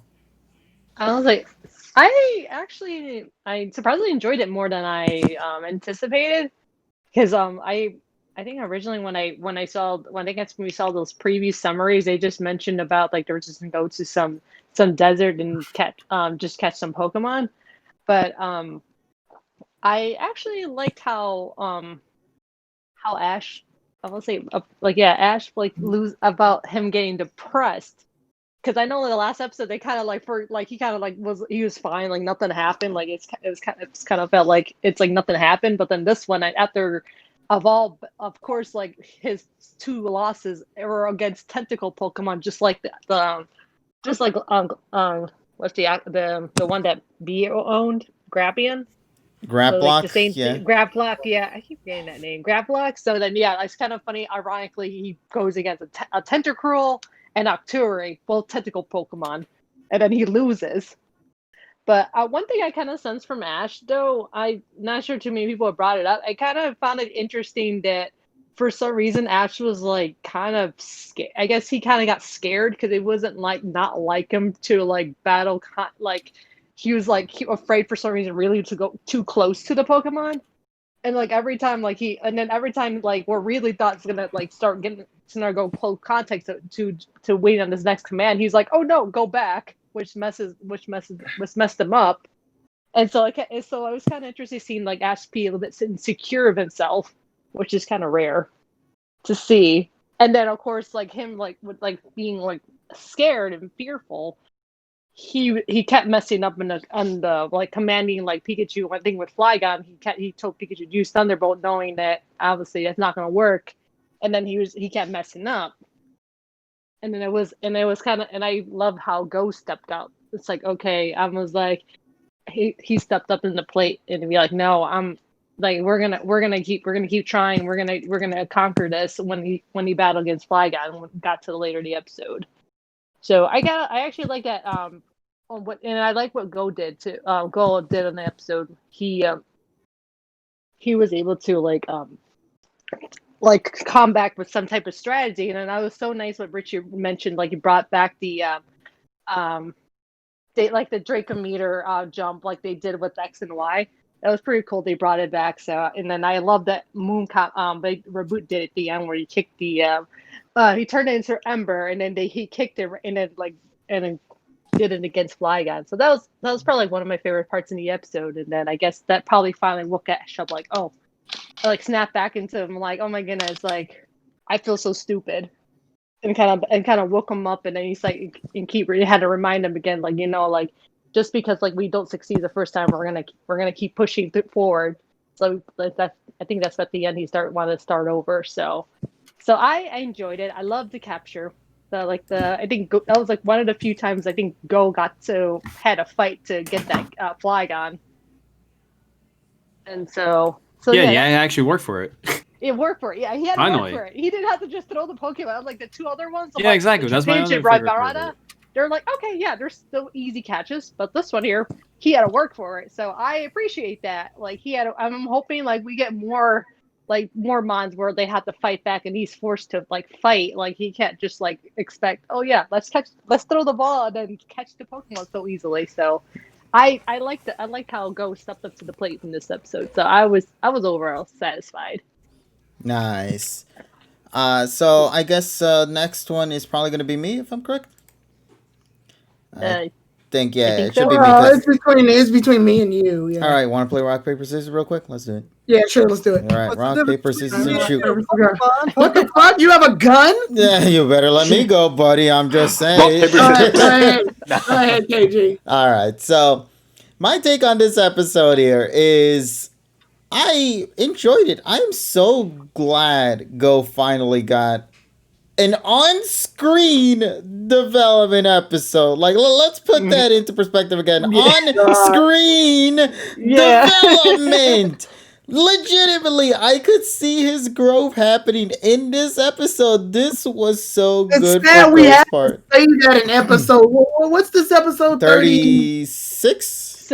Yeah, Jesus Christ, 36. Fine. Yeah, I think people forget sometimes that Go's development happens a lot off screen. Unfortunately, there are moments where they do happen on screen, but like the major ones tend to happen off screen. To have an episode like this for Go is great. I love the influence that he's received in terms of battling, because technically he's never really seen Pokemon battling prior to meeting Ash. And because Ash is the one he sees consistently time and time again, his influence in how he battles has sort of been rubbed off from Satoshi and given to him. Like the combat he came up with the whole Draco Meteor climb was something Satoshi sort of did back in X and Y, like everybody is mentioning. I like that. I'm really happy about that because it's showing that, yeah, some of this man's talent is sort of rubbing off onto Go. And Go is taking advantage of the situation by that. I love how more in sync he's becoming with his Pokemon as well. Specifically with Reboot. He was able to communicate with Reboot in this episode in a much more stronger way than when Reboot first evolved, of course. So I like that too. You could see the growth in their character. You could see that the chemistry that these two share with each other is at a much higher value. So that to me is stuff I've wanted to see since early Journeys episodes. So I'm happy to see it be present now, especially because the fighting that he had to go through against a Flygon, a dragon type Pokemon. Yeah, this is cool. This felt like a raid battle done right. And it was a full episode too, so I enjoyed that. Anything else I'm forgetting? The theming about the episode for Satoshi with the tentacle porn stuff.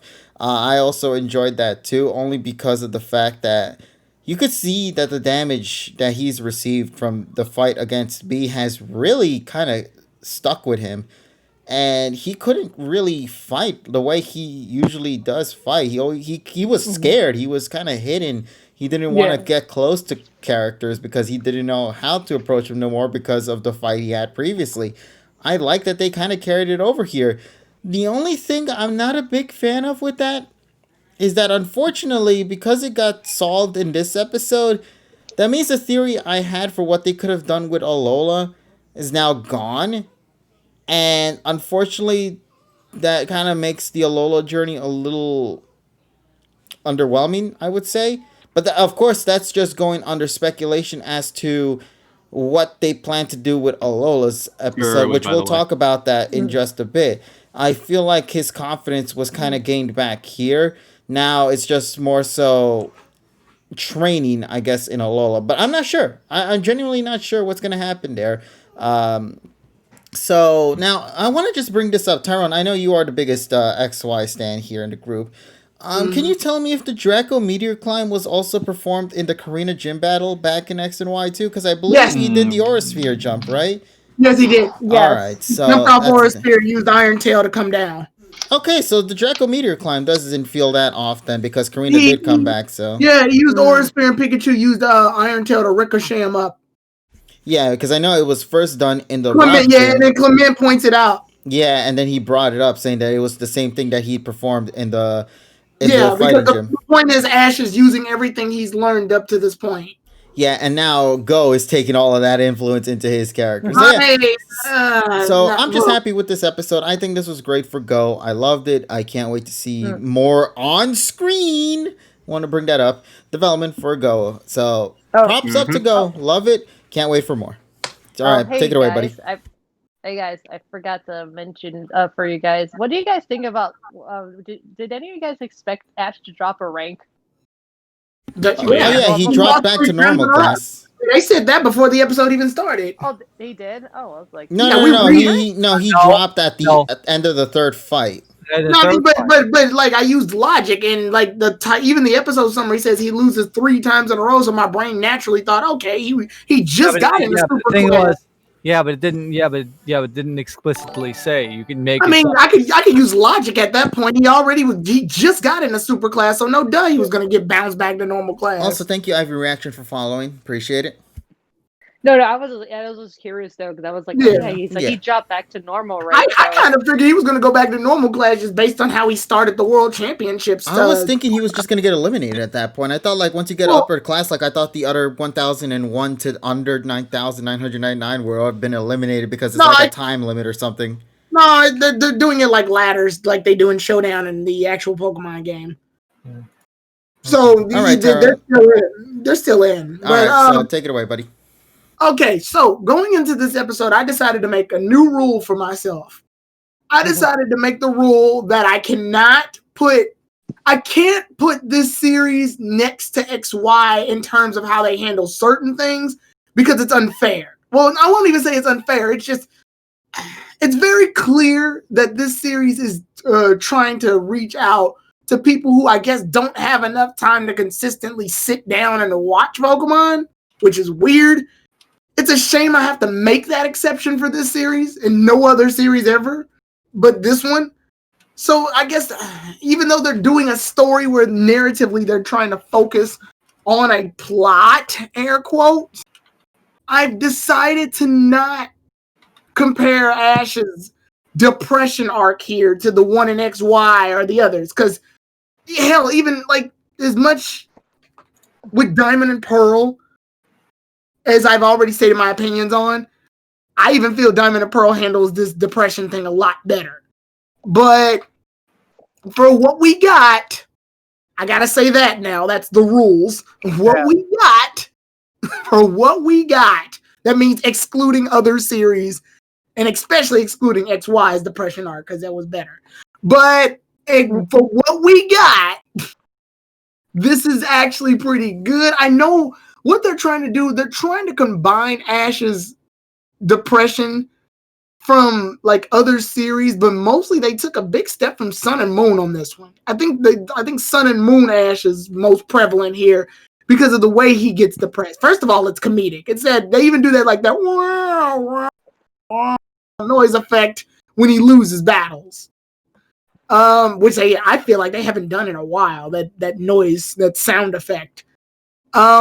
And when he loses, it's very gimmicky, and I get why they did it, but the losses are supposed to be every Pokemon that somewhat resembles Graplock is going to give Ash a hard time. So basically any cephalopod Pokemon. That includes Tentacruel, that includes Octillery, that includes Graplock, obviously. And that includes what was the other one? It was Tentacruel, Octillery, and one more. Graplock? Graplock. And just Graplock itself. Okay. So with that being said, I get it. He lost 3 times in a row. Some of them to randos.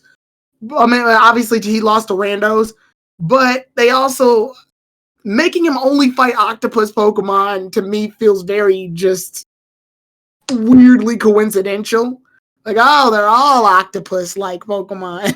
Like, okay, sure, go ahead. And he used Riolu on all of them, too. Yeah, and he used Riolu in all of them. Like, you would think he would use Pikachu against Tentacruel or something, but nah. Mm-hmm. I get it. They want to keep with the thing. Fine, I let it slide. It was one of the few situations where I would let something that dangerously gimmicky slide. I let it slide. Yes, Joey underscore 658. It was forced. I will agree that gimmick is forced. They could have, if anything, I think it would have been better if Ash had lost to like different varieties of Pokemon, because then it would mess up his confidence. He don't know how to approach Pokemon. Oh, this Pokemon isn't like Graplock, so we can't move in close. Gets his ass whooped. Oh, well, let's just stay away from Pokemon and fight at a distance. Oh no, we got lost there. Well, then what the fuck do I do? Like that would have been a better way to show Ash's frustration, because that would have shown it's not just octopus Pokemon. He's just losing now. That's it. Now, Terrell actually brings this up in this review, and it was something I had in my head. If the goal for Flygon was to keep Pokemon away from its nest, then why make a song that brings people closer to the nest? What the fuck? What's the point? Or either that, or he, like, the wings unintentionally make a song that hits a frequency in people's ears that makes them attracted to it. Kind of like a weird spiderweb situation where branches are closer together to help bugs get closer. Or like Antolons, where Antolons, which is what Trapinch is based off of, they make dunes in the sand so that you can fall in so that they can eat you at the very pit of them. I don't know. It seems like survival to me. Yeah, I guess. I don't know. It's a very controversial way to bring them together. I will say I love the music in this episode. The music was fucking fire. I love that. And now we get to the big thing, the Draco Meteor Climb. Oh boy. So here's my thing with Draco Meteor Climb. I don't even mind that Reboot did it. I thought it was cool to use I like the idea that if it's a rock, Reboot can use it as Ember. That's cool. If anything, that makes it more customizable. Like, let's say someone uses Ancient Power, Reboot can use Ancient Power Ember. I love combination attacks. They're fun. Here's my thing. They made Go look really good in this episode, but to do that, they had to dial Ash down a lot. Almost to a non-reasonable standpoint. I get it. He lost. His confidence is struck. But he is not taking this huge of a decline before. Like, losing 3 times in a row is bad, but Ash is the type of trainer at this stage of his life where he can take losses pretty well. He's taken losses in a row pretty easily. He did it in XY, he did it in AG, he did it in the other ones. Now, again, I know I said I'm not going to compare them, but I know the plot for this series is supposed to follow that, and he's lost in this series against Leon and stuff like that before. So I'm not particularly sure why those 3 losses hit him like that to a point where he forgot that electric type attacks don't work on ground types. And you're probably arguing, well, he's losing his confidence. He made this mistake in the same series. He had Pikachu use Thunderbolt on Golurk and it didn't work. So it's just like, what? Why? But I will say the goal was mainly to get Go to win the fight. I like that he used the Sobble in order to make the sand harder, to slow it down so they wouldn't get hit as much. So he is using Sobble a lot. I do love the whole, like, the minute he got hit, he was about to start bursting crying, so he just returns them immediately. You would think, though, they have the goggles, they would just sort of be able to cover themselves for that. But, and I did like the Go goggles thing. That was pretty fun. I liked just Ash and them showing off the goggles. Like, I kind of want that to be on pictures and stuff. But, and then the fight itself, the Draco Meteor thing, I just wish Ash had like a little flashback showing him using Draco Meteor. The Draco Meteor climb. That would have been kind of cool to show that. Just one tiny because this series weirdly puts a lot of XY stuff in and then immediately kicks it. It's like, here's XY stuff. Fuck XY. Like, what the fuck? Hold up. I'd like that you put it in, but you didn't have to do that. Good omen. I kind of wanted Pikachu to use them, like Ash to do the flashback of him doing the Draco Meteor climb, because it's done literally in the exact same way. Like, Reboot jumps to the exact same rocks, it's in the exact same choreography.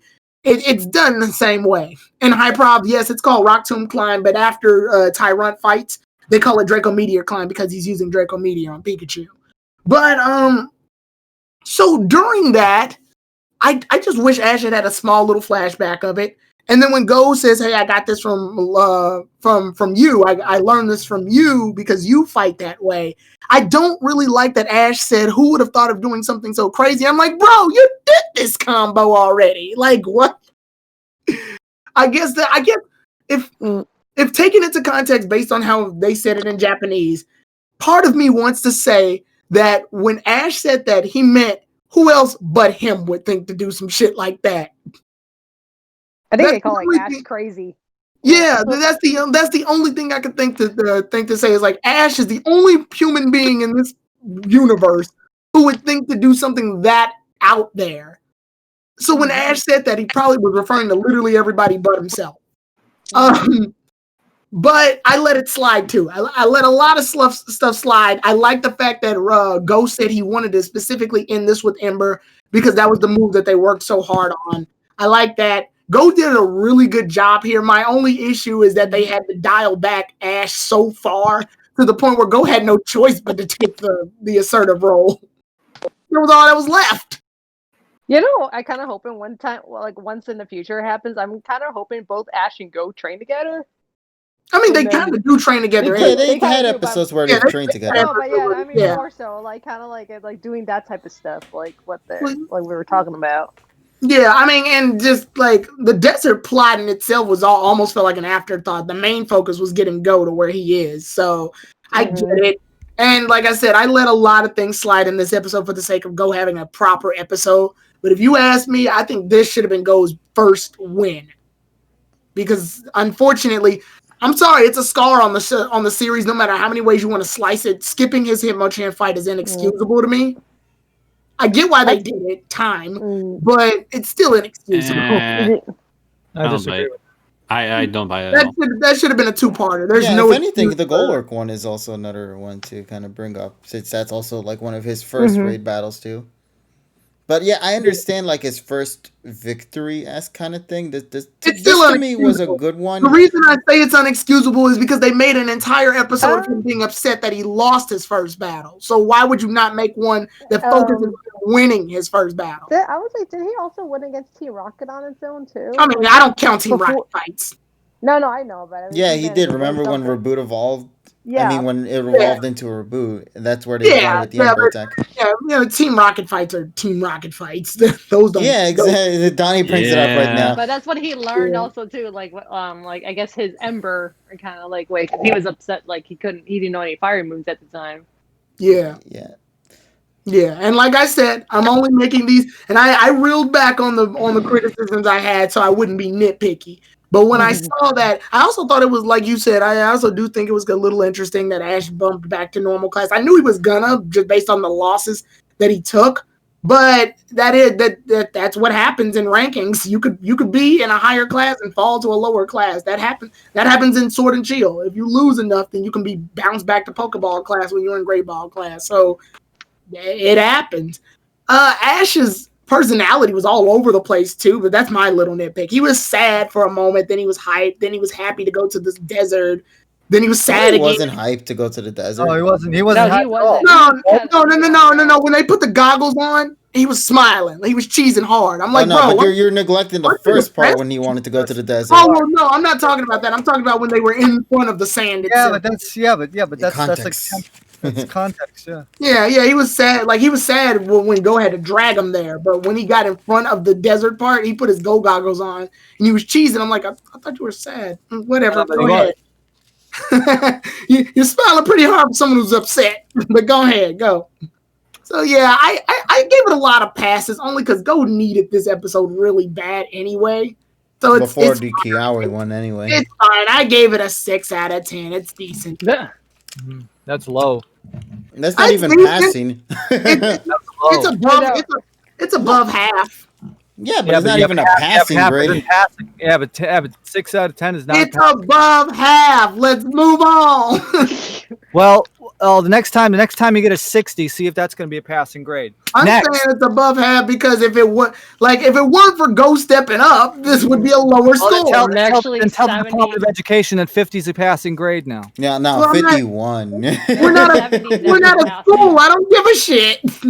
Yeah, but you got to go. It's still out of 10, which I was means like, it was like it's all right. It was all right. Like, it was a good Go episode. That's where it gets its yeah, highest but that's point. not good. But 6 out of 10 is not good. Fine, we'll give it a 7. Are you happy? Just to end that argument, we'll give it a 7. Nah, you got to give it a 9 at a minimum. No, I'm not giving it. Just play with your buddy. All right, so I'll give it a yes.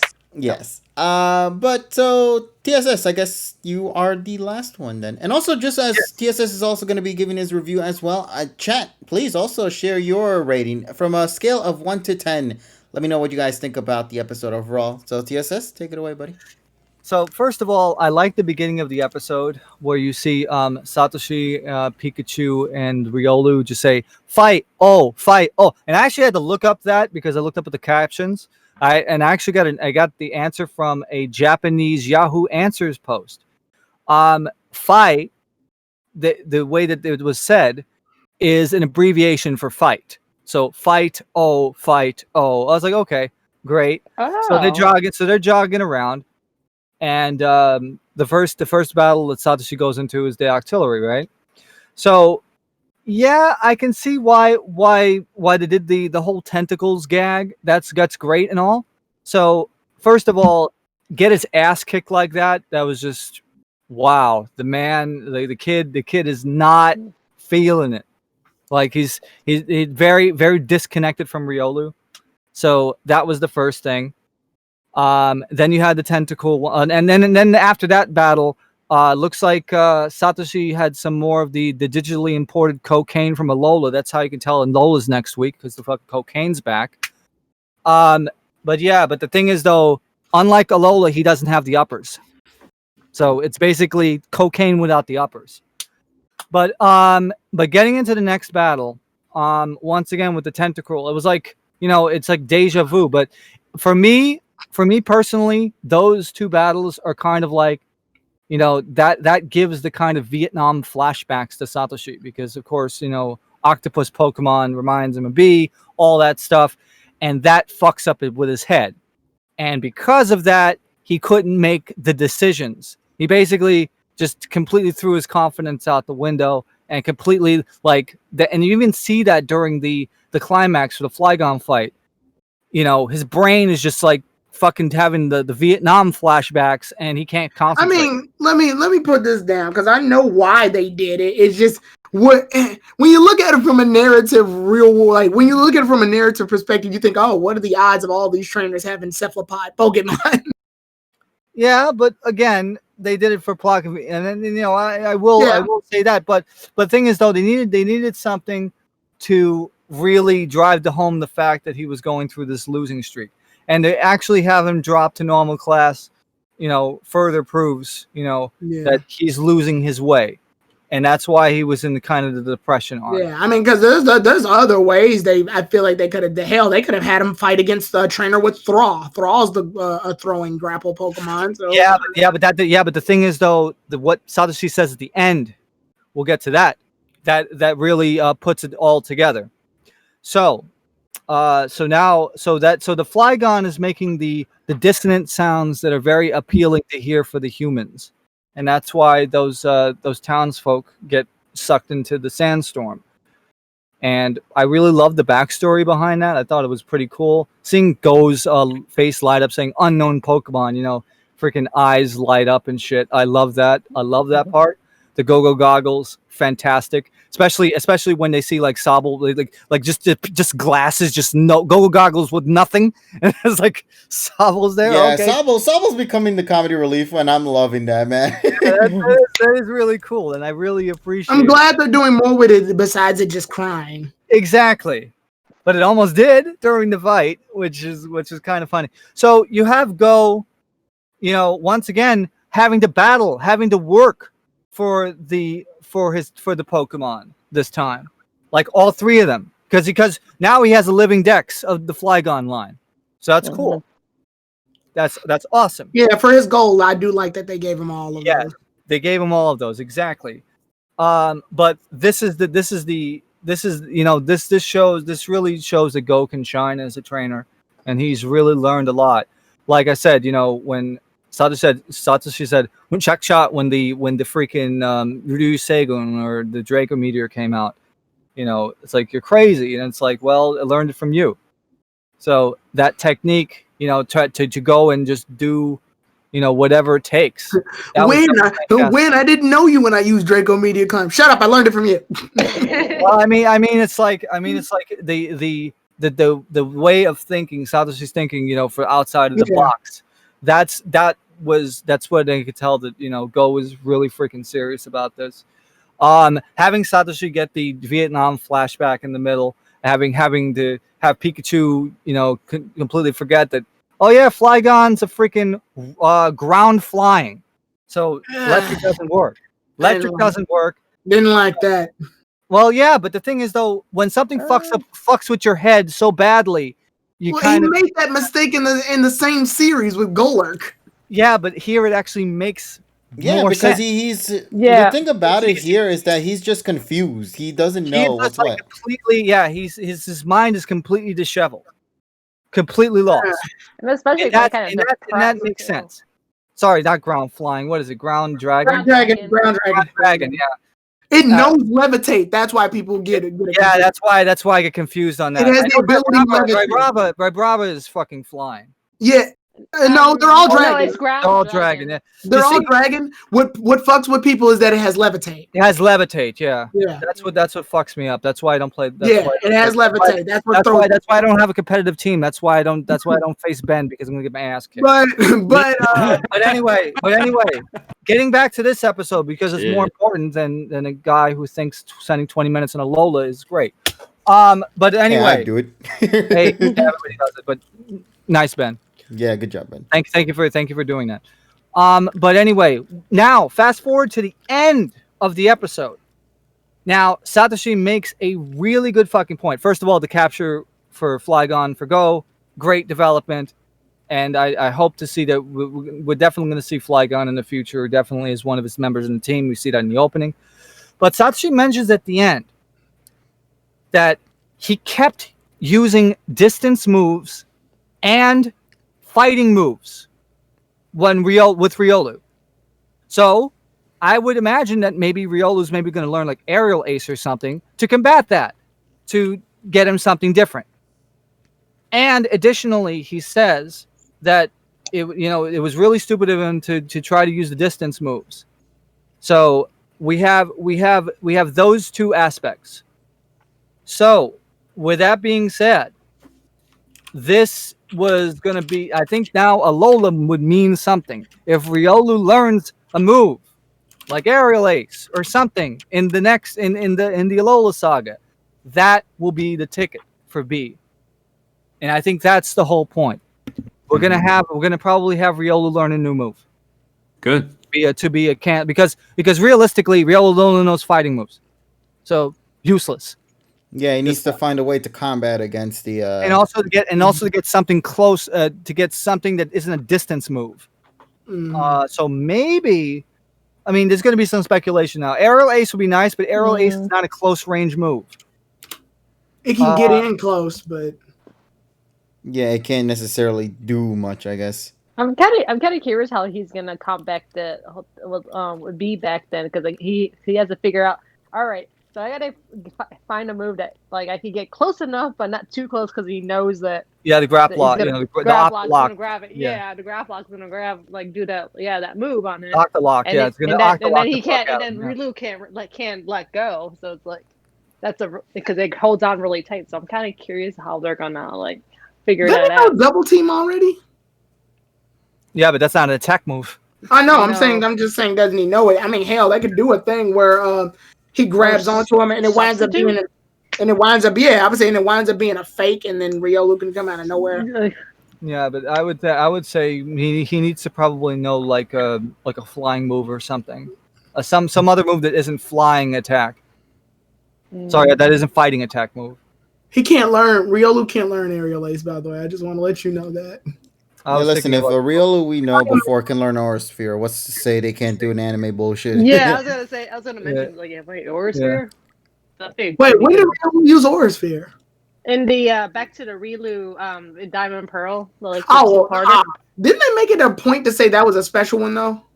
Yeah, you can do the same. You do the same shit here. So, exactly. We'll say this Riolu's special. You know. Two special Riolus. What a weird coincidence, but okay.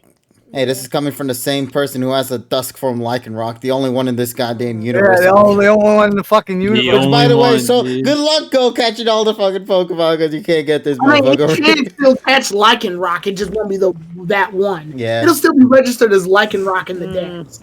And Melmetal. But Meltans can be found in the wild, though. But Melmetal, on the other hand, I don't think they can find any of those. Yeah.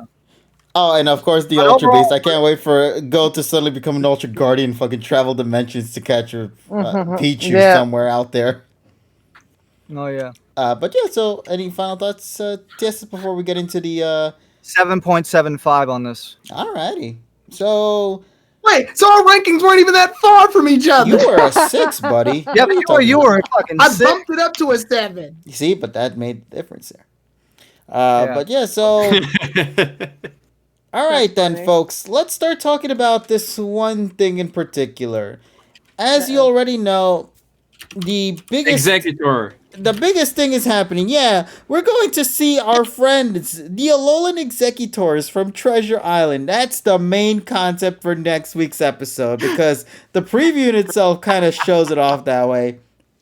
Who better to return? Who better to return from the Alola region than my boys? Strangely optimistic. I know, right? Yeah, I've always, hey, I haven't really talked shit about the series, so you gotta be, stay tuned for this. Yeah. So I will say this right now. I'm so ads, happy with ads again. The ads always seem to strike randomly. People are watching free ads, dude. Did they go to in Sun and Moon? Did they go to the Executor Island? Yeah, they've gone there multiple times. Ah, shit. I get. See, yeah, the if problem. you watch the series, you know the simple shit. I mean, what did they that's do? on your part, No. buddy. Here's my next question that kind of proves my point. What did they do in that episode when they went there? A bunch of things, actually. That was also Like the what? big episode as well that helped Ash and Pikachu to kind of reflect on a lot of their past adventures and also set up the story to give us the grand finale that we had within the ending of Sun and Moon, with Ash and Pikachu's promise to each other to become stronger together and beat the opponents that come their way. All right, we're back. So, yeah, Treasure Island was a very important deal at the time. They actually went there multiple times as a way for relaxation and also as a way to kind of, chill with the Nashi. Alolan Nashi. I don't know how you actually pronounce the Japanese name, but the Executor. It's Nashi. Yeah, so first of all, those guys are great. I love them. I forgot what was it aside from the Wimpod. I remember the Wimpod. Maybe we'll see our boy the Wimpy Pod again. I would love to see Wimpod come back at some point, because Go's gonna need to catch one anyway. So yeah, Treasure Island. It didn't look much at first, but thankfully by the end of the series, it definitely meant a lot more. It was one of those rare occasions where Ash was able to kind of have a one-on-one conversation with his Pikachu in a way that we've rarely got to see from Ash in a long time within the series. So I liked it for that. Now, the Treasure Island thing is simply speculation on my part because I'm only assuming that they're going to Treasure Island, given that most of the Alolan Executors we see are either on A, over at the Pokemon School, or B, over on Treasure Island. So I think the main concept of this episode is probably going to be Ash and the gang are going to see their friends in the Alolan School, hang out together, and then probably go to the Treasure Island and just kind of chill out over there so Go could see the Alolan Executors. That's my concept on it. Now, as I stated before, there's just one little issue I have with this return. I love them coming back. I love the cast. I can't wait to see the reunions. It's going to feel so loving, and it's going to touch my heart despite this only happening less than a year ago. I love the gang so much, so... Yeah, thank you. I was going to say. Yeah, I love the gang, so I'm perfectly fine with reuniting with them at a relatively early time. I mean, I don't mind that at all. I know some might be disappointed with that, but you guys already got Karina from X and Y, who was a previous companion, so I don't want to hear anything. I'm disappointed, but Karina showed up like two series afterwards. Yeah, but she showed up twice already at this point. So what will make my series is if Haruka comes back and if Kaori comes back, after having the dysphonia, that will make Yeah, Max needs to come back. The fuck. What? Yeah, so we've talked about this before with a lot of the VAs in the past. I'm not even upset by it. I'm just saying it's like if I was a Sun and Moon fan, I wouldn't be like, oh, I missed you guys so much because less than a year has passed. I know, but after many weeks of controversy, I kind of just want to go back to just the lay low and, just chill and have my slice of life adventure again because we need that little breathing point. You know what I mean? You want the series to become Sun and Moon again. No, I want it to be like that for at least one episode. Can I just have a nice, calm, relaxing episode? Is that so hard to ask? And Alola's happening there. If it had arcs. If it had arcs, but that's Journey's issue now, isn't it? No. Listen, if you're not named Galar, you're not getting more than 2 episodes in a row. I'm just going to say that right now. But yeah, so this Alola return, like I mentioned, I love that we're going to be reuniting with them. I don't like that it doesn't feel like it's going to mean much anymore, though. Because I don't know what they're going to be doing in that episode. There's a lot of issues with this upcoming episode. Because we don't know what's also going to be happening for the Aerodactyl episode as well. We don't know any information about where this whole thing is taking place. It looks to be taken in like a dome area, and there's a volcano somewhere around there, which looks to be like Akala Islands. So I don't know if Ash and Go are going to stay there for 2 episodes. I hope they do. But let's say if it's just 1 episode, okay? Let's just go under the assumption that it's just going to be 1 episode in Alola. You have a heavy roster of characters. It's been confirmed that the main cast in Sun and Moon, including Lily, is also going to be making an appearance in this one. Gladian as well, which that means we're going to finally see Deku and Bakugo. Why? I thought they were going to find their dad. I'll explain in a minute.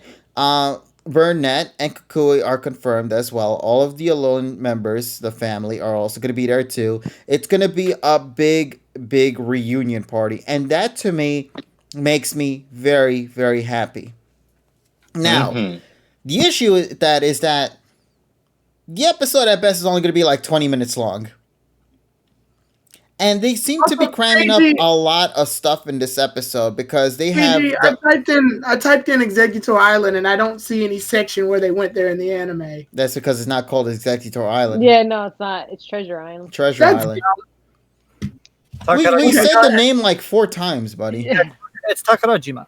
Yeah. So now, let me continue with this. So it's going to be a 20-minute episode. There's so much happening.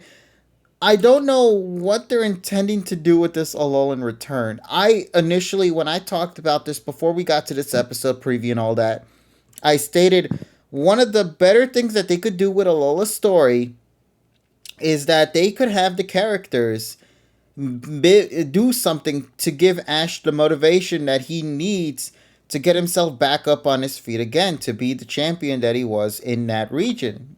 Because the loss against B dealt a lot of damage to him, as you saw in this episode.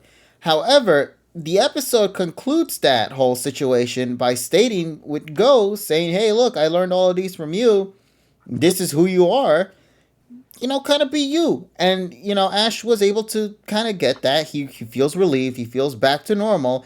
And now he's going to get his mindset back to the flow again. And that's what TSS stated before, that now, thanks to this episode, he might try to help Riolu gain a new move. Which I think that's probably going to be the gimmick that's going to happen for next week's episode with Alola. I think that one of the Pokemon within the Alolan family is probably going to help Riolu learn a new move. I would love it if it's Melmetal, because they both share the steel type of thing. So I think that would be kind of cute to see that. Well, somewhat anyway. I don't know. We'll see what happens with that.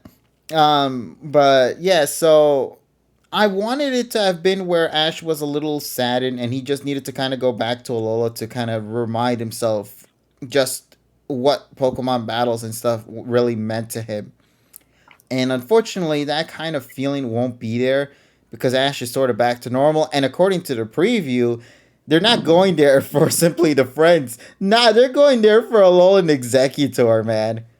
Because Ego wants to see an Alolan Executor. And Ash is like, I love Alolan Executors. Hey, let's go to Alola to see some Alolan Executors. And he's like, sure, let's go. And, that's how the concept of the episode is deemed to be structured. The Kiawe bit, I'm looking forward to. The Go bit, I'm looking forward to. I don't know. I just feel a little heartbroken that the Alola return doesn't seem to feel like it'll have a much bigger, impactful meaning than when the speculations we've had for it prior were kind of making it seem to be the case. But we'll have to stay tuned to find out when the episode arrives, though. So it all depends on what the episode has to offer. But I'm just saying, from like a speculation point of view, just from my perspective with what we got right now, I'm a little disappointed. I'm excited, but I'm disappointed as well. That's why you don't make judgments based off of like 3 lines of text. Yeah. Exactly. And also just the preview itself. But like I'm saying, summaries could be bullshit too. They're like, remember, these are Japanese previews that are translated into English, and also you have a preview. You have a bunch of text without the full context. It's just telling you a gist of what's going to go on, but they don't give you the whole thing because you have to watch the episode. Comic Cartoon says KG's always disappointed. Hey, listen, as the number one Sun and Moon stan in the entire world, let me just say, yeah, I'm disappointed. It's just I feel like this episode is probably not going to mean anything. Yeah, let's be real here. I am legitimately like number one, I'd say. So that's fair. But actually, on Saturday though, they're probably going to spoil that summary cast of the voice actors anyway. So probably by Saturday, I'm waiting for the Aerodactyl one. Yeah, the Aerodactyl one, I'm intrigued on. And one of the things though, if they have that huge cast that's coming back for one episode, I feel like it's kind of like a waste of time though, because I feel like it's like I don't think they were just going to keep them for one episode. So like, So it's like probably maybe possibility that it might spill over. 38, the Aerodactyl one might be on Alola too. Yeah, but like the only thing I'm just kind of wondering is how is that going to like transition properly from the first to the second? Because they feel like two very different themings. I feel like the Alola Executor is not going to be the highlight as much. It's going to be overshadowed. I feel like that the Kiawe and Ghost fight is going to be more likely the highlight. I love how someone says Ben is the number one Sun and Moon stan. He isn't really the number one because he technically didn't like Sun and Moon at the beginning. It wasn't until I got him to get into appreciating Sun and Moon. So theoretically, as the one who's always appreciated Sun and Moon before it even came out and stayed with it till the very end, yeah, that title's on me, buddy. Listen, I'm keeping that shit, all right? Ben, he can take the number 2 for all I care about. It's just I'll keep that number 1 title, buddy. I'm just saying, man. See how your vocal cords. We are number 1, but it's played with didgeridoos. Ben is the number 2 Sonya Simp. Who's the number 1 Sonya Simp then at this point? But yeah, so I'm excited. I'm just excited. You hear that? Benny's calling you out, man. Ben, are you awake, buddy? Well, he was up till like fucking 6 o'clock in the morning the other day, so he's probably up something. Yeah, Donnie's the secret number 1. Listen, Donnie, you're number 1 at something else. You're not Sun and Moon, but I highly doubt that shit. I'll call you the number 1 Annie Poke fan. How about that one? That's better for you. Yeah, so once again, overall, I'm excited for this episode, but I don't expect much from like a narrative perspective. No. That's I think No. what I'm trying to say at the end of it all. I'm N- excited not for the with- episode. not I'm with journey excited for the structure. reunion. Narrative and storytelling, though. Give it the Karina episode, man. No. But not They in might the butcher- structure. Hell no. You feel like it's gonna already brushed. Yeah, Treatment is definitely the number one Sonya simp. I'd say that. Didn't Treatment have like this whole Sonya week or some shit like that? Yeah, it's Sonya. Yeah, he's definitely number one. Yeah, I he'd would be thought- the number one. Damn. I would think that Nova would be the biggest Sonya simp. Nah.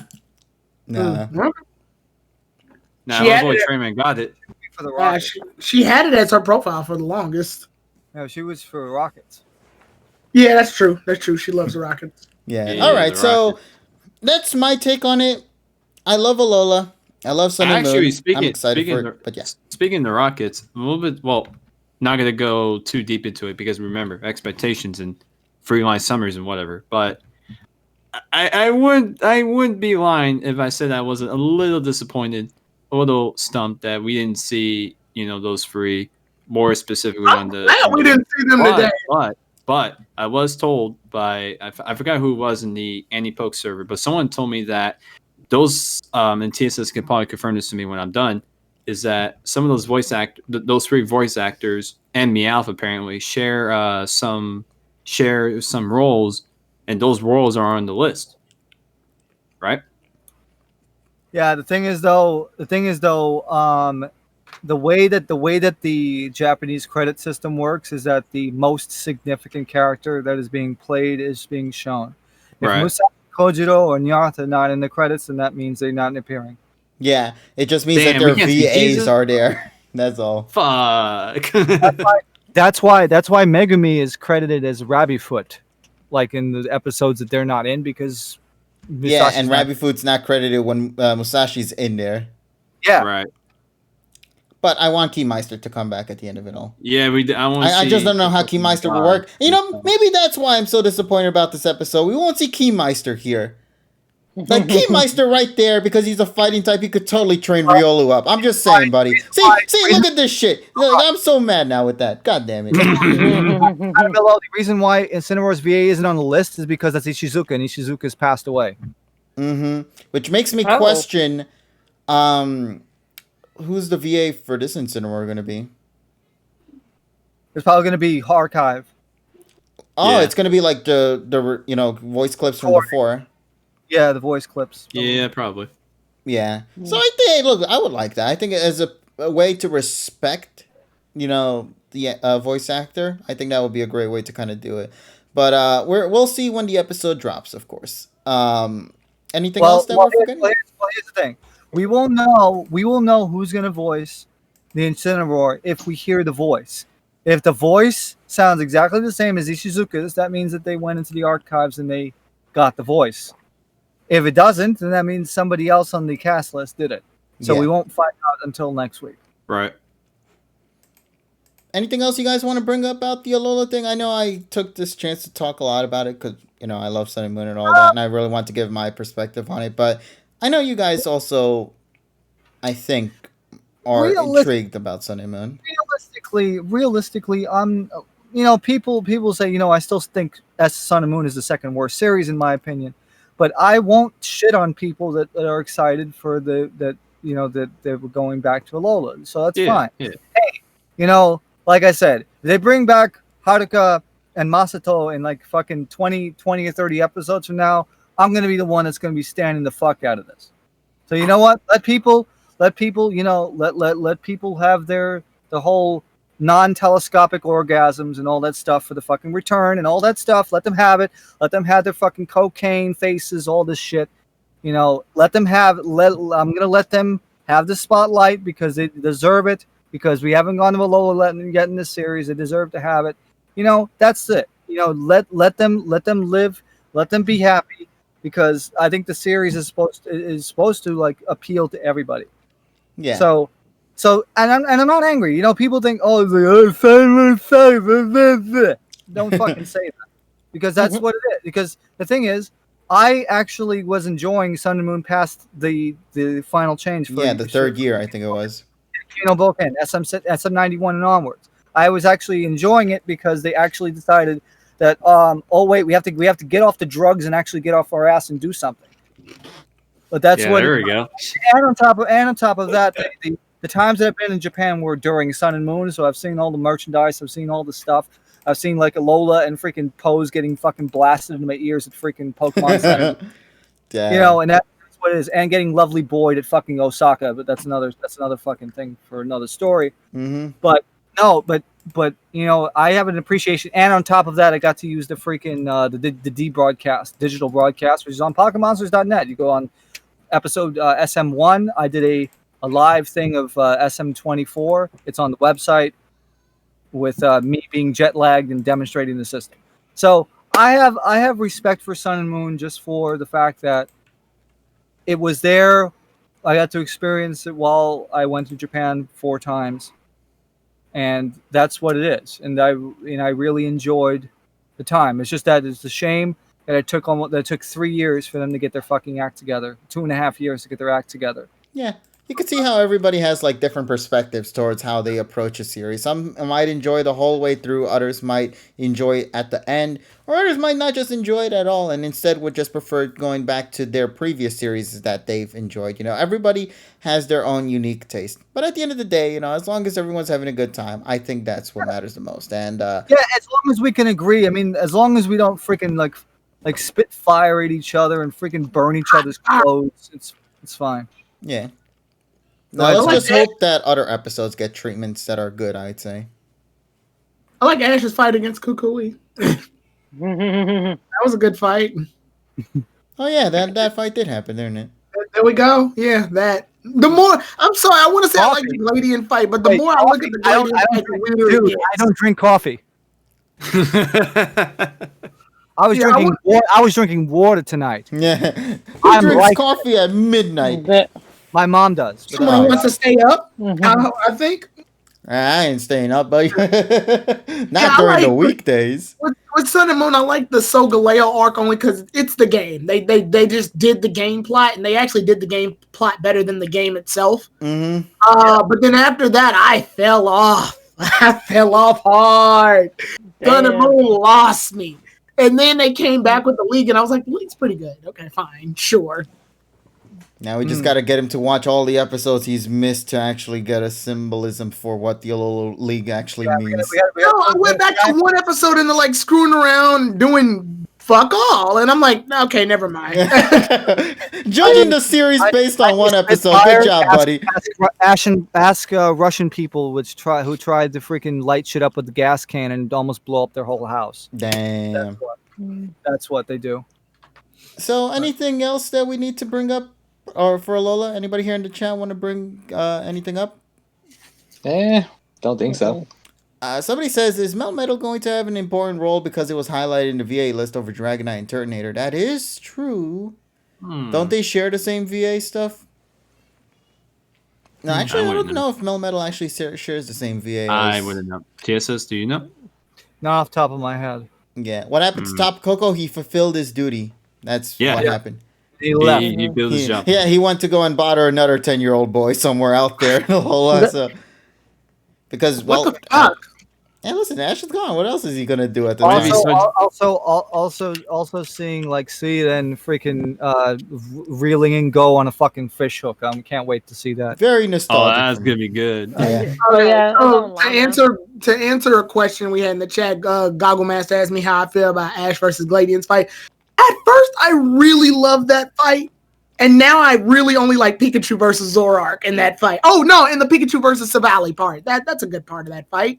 The Lycanroc fight bugs me a lot. What, you don't like the counter, Tyrone? No. Lycanroc should have been dead like 12 times over. Ash's Lycanroc should have been dead like 12 times over. That thing was getting the shit kicked out of it the whole fight. Ash versus double Guzman, double counter is the counter. It was Lycanroc was getting the shit. Ash's was getting the shit kicked out of it literally the whole fight. I think it was Gladians who only just got hit like once or twice. I got hit once, and I'm like, bitch. You know what this reminds me of? And I think I joked about it when we did the review for it. It's like Greninja and the Charizard. Yeah, exactly, except the actual result happens this time. Dragonite versus Lucario. Oh, well, I can't remember what. Like, I think that would. With that one, I let it Yeah, that was the slide. same shit too. No, you let that slide. That was the same shit. He let it slide because it was an X and Y character. You heard it here No, first, ladies no, and I gentlemen. already said that. No, I already said that was a bad fight. But Lucario ended up losing in that one. This is to determine Ash's placement in the league, and it's just like y'all really went out of y'all way to make sure he didn't lose. You know what? again. Now thinking about it, that Karina thing is pointless now. What do you Yep. mean? Because Ash went back to the normal class. The whole Right. point about that Karina Yep. return was to help Ash get back to, no, not get back, but get to the super Beating class. beating Karina got him into super class, but he went back to normal class. So that whole fight technically is pointless. Karina, I gotta beat your ass again. Hold on, I gotta get back to super real quick. So Journey's found a way to reel XY back again. Hey, That's some bull. I'm not even mad at it, but damn. Yeah, no. They did it to Karina, not to every other character. Yeah, like that's sad. I didn't even think about that until just. Yeah, because like Ash can't even be like, oh, I made it to super class because I beat Karina. Nope, you're back in normal class, buddy. Well, so much for that impactful moment. Shit. Oh my god. Oh, Journeys is a show. You know, maybe this is why I'm happy to go back to Alola. You know what? Give me my fucking Meltachoos and everything. I want to go back to that lifestyle again. No, we don't. No, we don't. No, We do not no, want that's to why I go said I want to go. Well, then I will let you get on the plane your fucking self. All right, buddy. Alola, bitches. No. I'm pushing your ass to security. I'm taking the other fucking flight. Fuck Yeah. I'd be like, where the hell am I? You're going to. Oh, good. No. It's all good. It's all good. Yeah, someone's a savage to Karina. How could the writers do that? It's because she belongs in X and Y, man. And no one likes X and Y. The games. Oh, also good Oh, night. yeah, the game Good night, sucks. Nessa. Yeah. Good night. All right, good night, Ness. And I guess this is Yeah, also probably our way to also go and, Yeah, we're about to head off too. yeah, let's go. Thank you for the 80 people that have joined us. Yeah, thank you. I set a goal too. I typed in 80 people. Yeah, so Sunny Moon hurt me, Tyrone, but Journey's hurts even more, so it says in chat. Oh, shit, oops, I didn't mean to do that. That's fine. That's fine. I'm not even upset. You can have it. Fine. No, that's what someone in the chat said, not me, buddy. See, the No, I'm talking about- Pokeball had an aneurysm, so Yeah, you gotta do it twice. Pokeball don't know how to feel about this return. I'm talking about Journeys. There's a lot of things in Journeys I just go, fine, Journeys. Sure, you can have it. You just take it. Get away from me. The journey starts today. That's what I. Oh, by the way, the new episodes for the dub are coming out in 2 days. Oh yeah, that's right. And Friday. Yay, Yeah. we can Okay. see the captures happen. I don't think we'll see the Karina episode in that one. I think that's coming in the next And that set. means we will have episodes with zero Hayashi music again. Which Oh wait, it says we go up to Yay, episode. that's Wait, why I we don't do give a go shit. up to the Karina episode. Okay, that's actually pretty good. They actually did the Karina episode as a season Yeah, they finale. should have. Yeah. That's fine. That's fine. Okay, I'm curious to see how that's gonna be handled in the dub then. Yeah, that's okay. Yeah, I can deal with that. and that means no Miyazaki and no Hayashi music. Yeah, that's gonna be the problem. Oh, though, man. right? Sure. Yeah, that's this gonna is be- going to I mean- be great. So, Then again, I don't take time out of my day to watch the dub, unfortunately. I'm still I'll- curious though What do you mean, because about the unfortunately? OST stuff though. Well, for those who want to know how I feel about the dub episodes, I can't say because I don't really. I only watched one, and that was Leon versus Lance. Wait, Yeah, Laura with a J, just out of curiosity, what do you mean we're not getting a full version of the 1, 2, 3 remix? Did they state they never made a full version of it? Or are you referring to like, yeah, I'm curious about that because I don't want this to be another goddamn Be an Arrow remix situation again. Otherwise, that's gonna suck, man. But we'll see. I thought it was, oh, so it is playing. Yeah. Oh, you, thank you, Laura. God damn it. See, somebody actually is using your emojis proper, Tyrone. Look at that. Hey, there we go. Yeah, so once again, everybody, thank you guys so much Thank for you, being with Donnie. us here tonight. We hope you guys enjoyed our silly shenanigans and all that. I had a lot of fun chatting with everybody here in the call for tonight as well.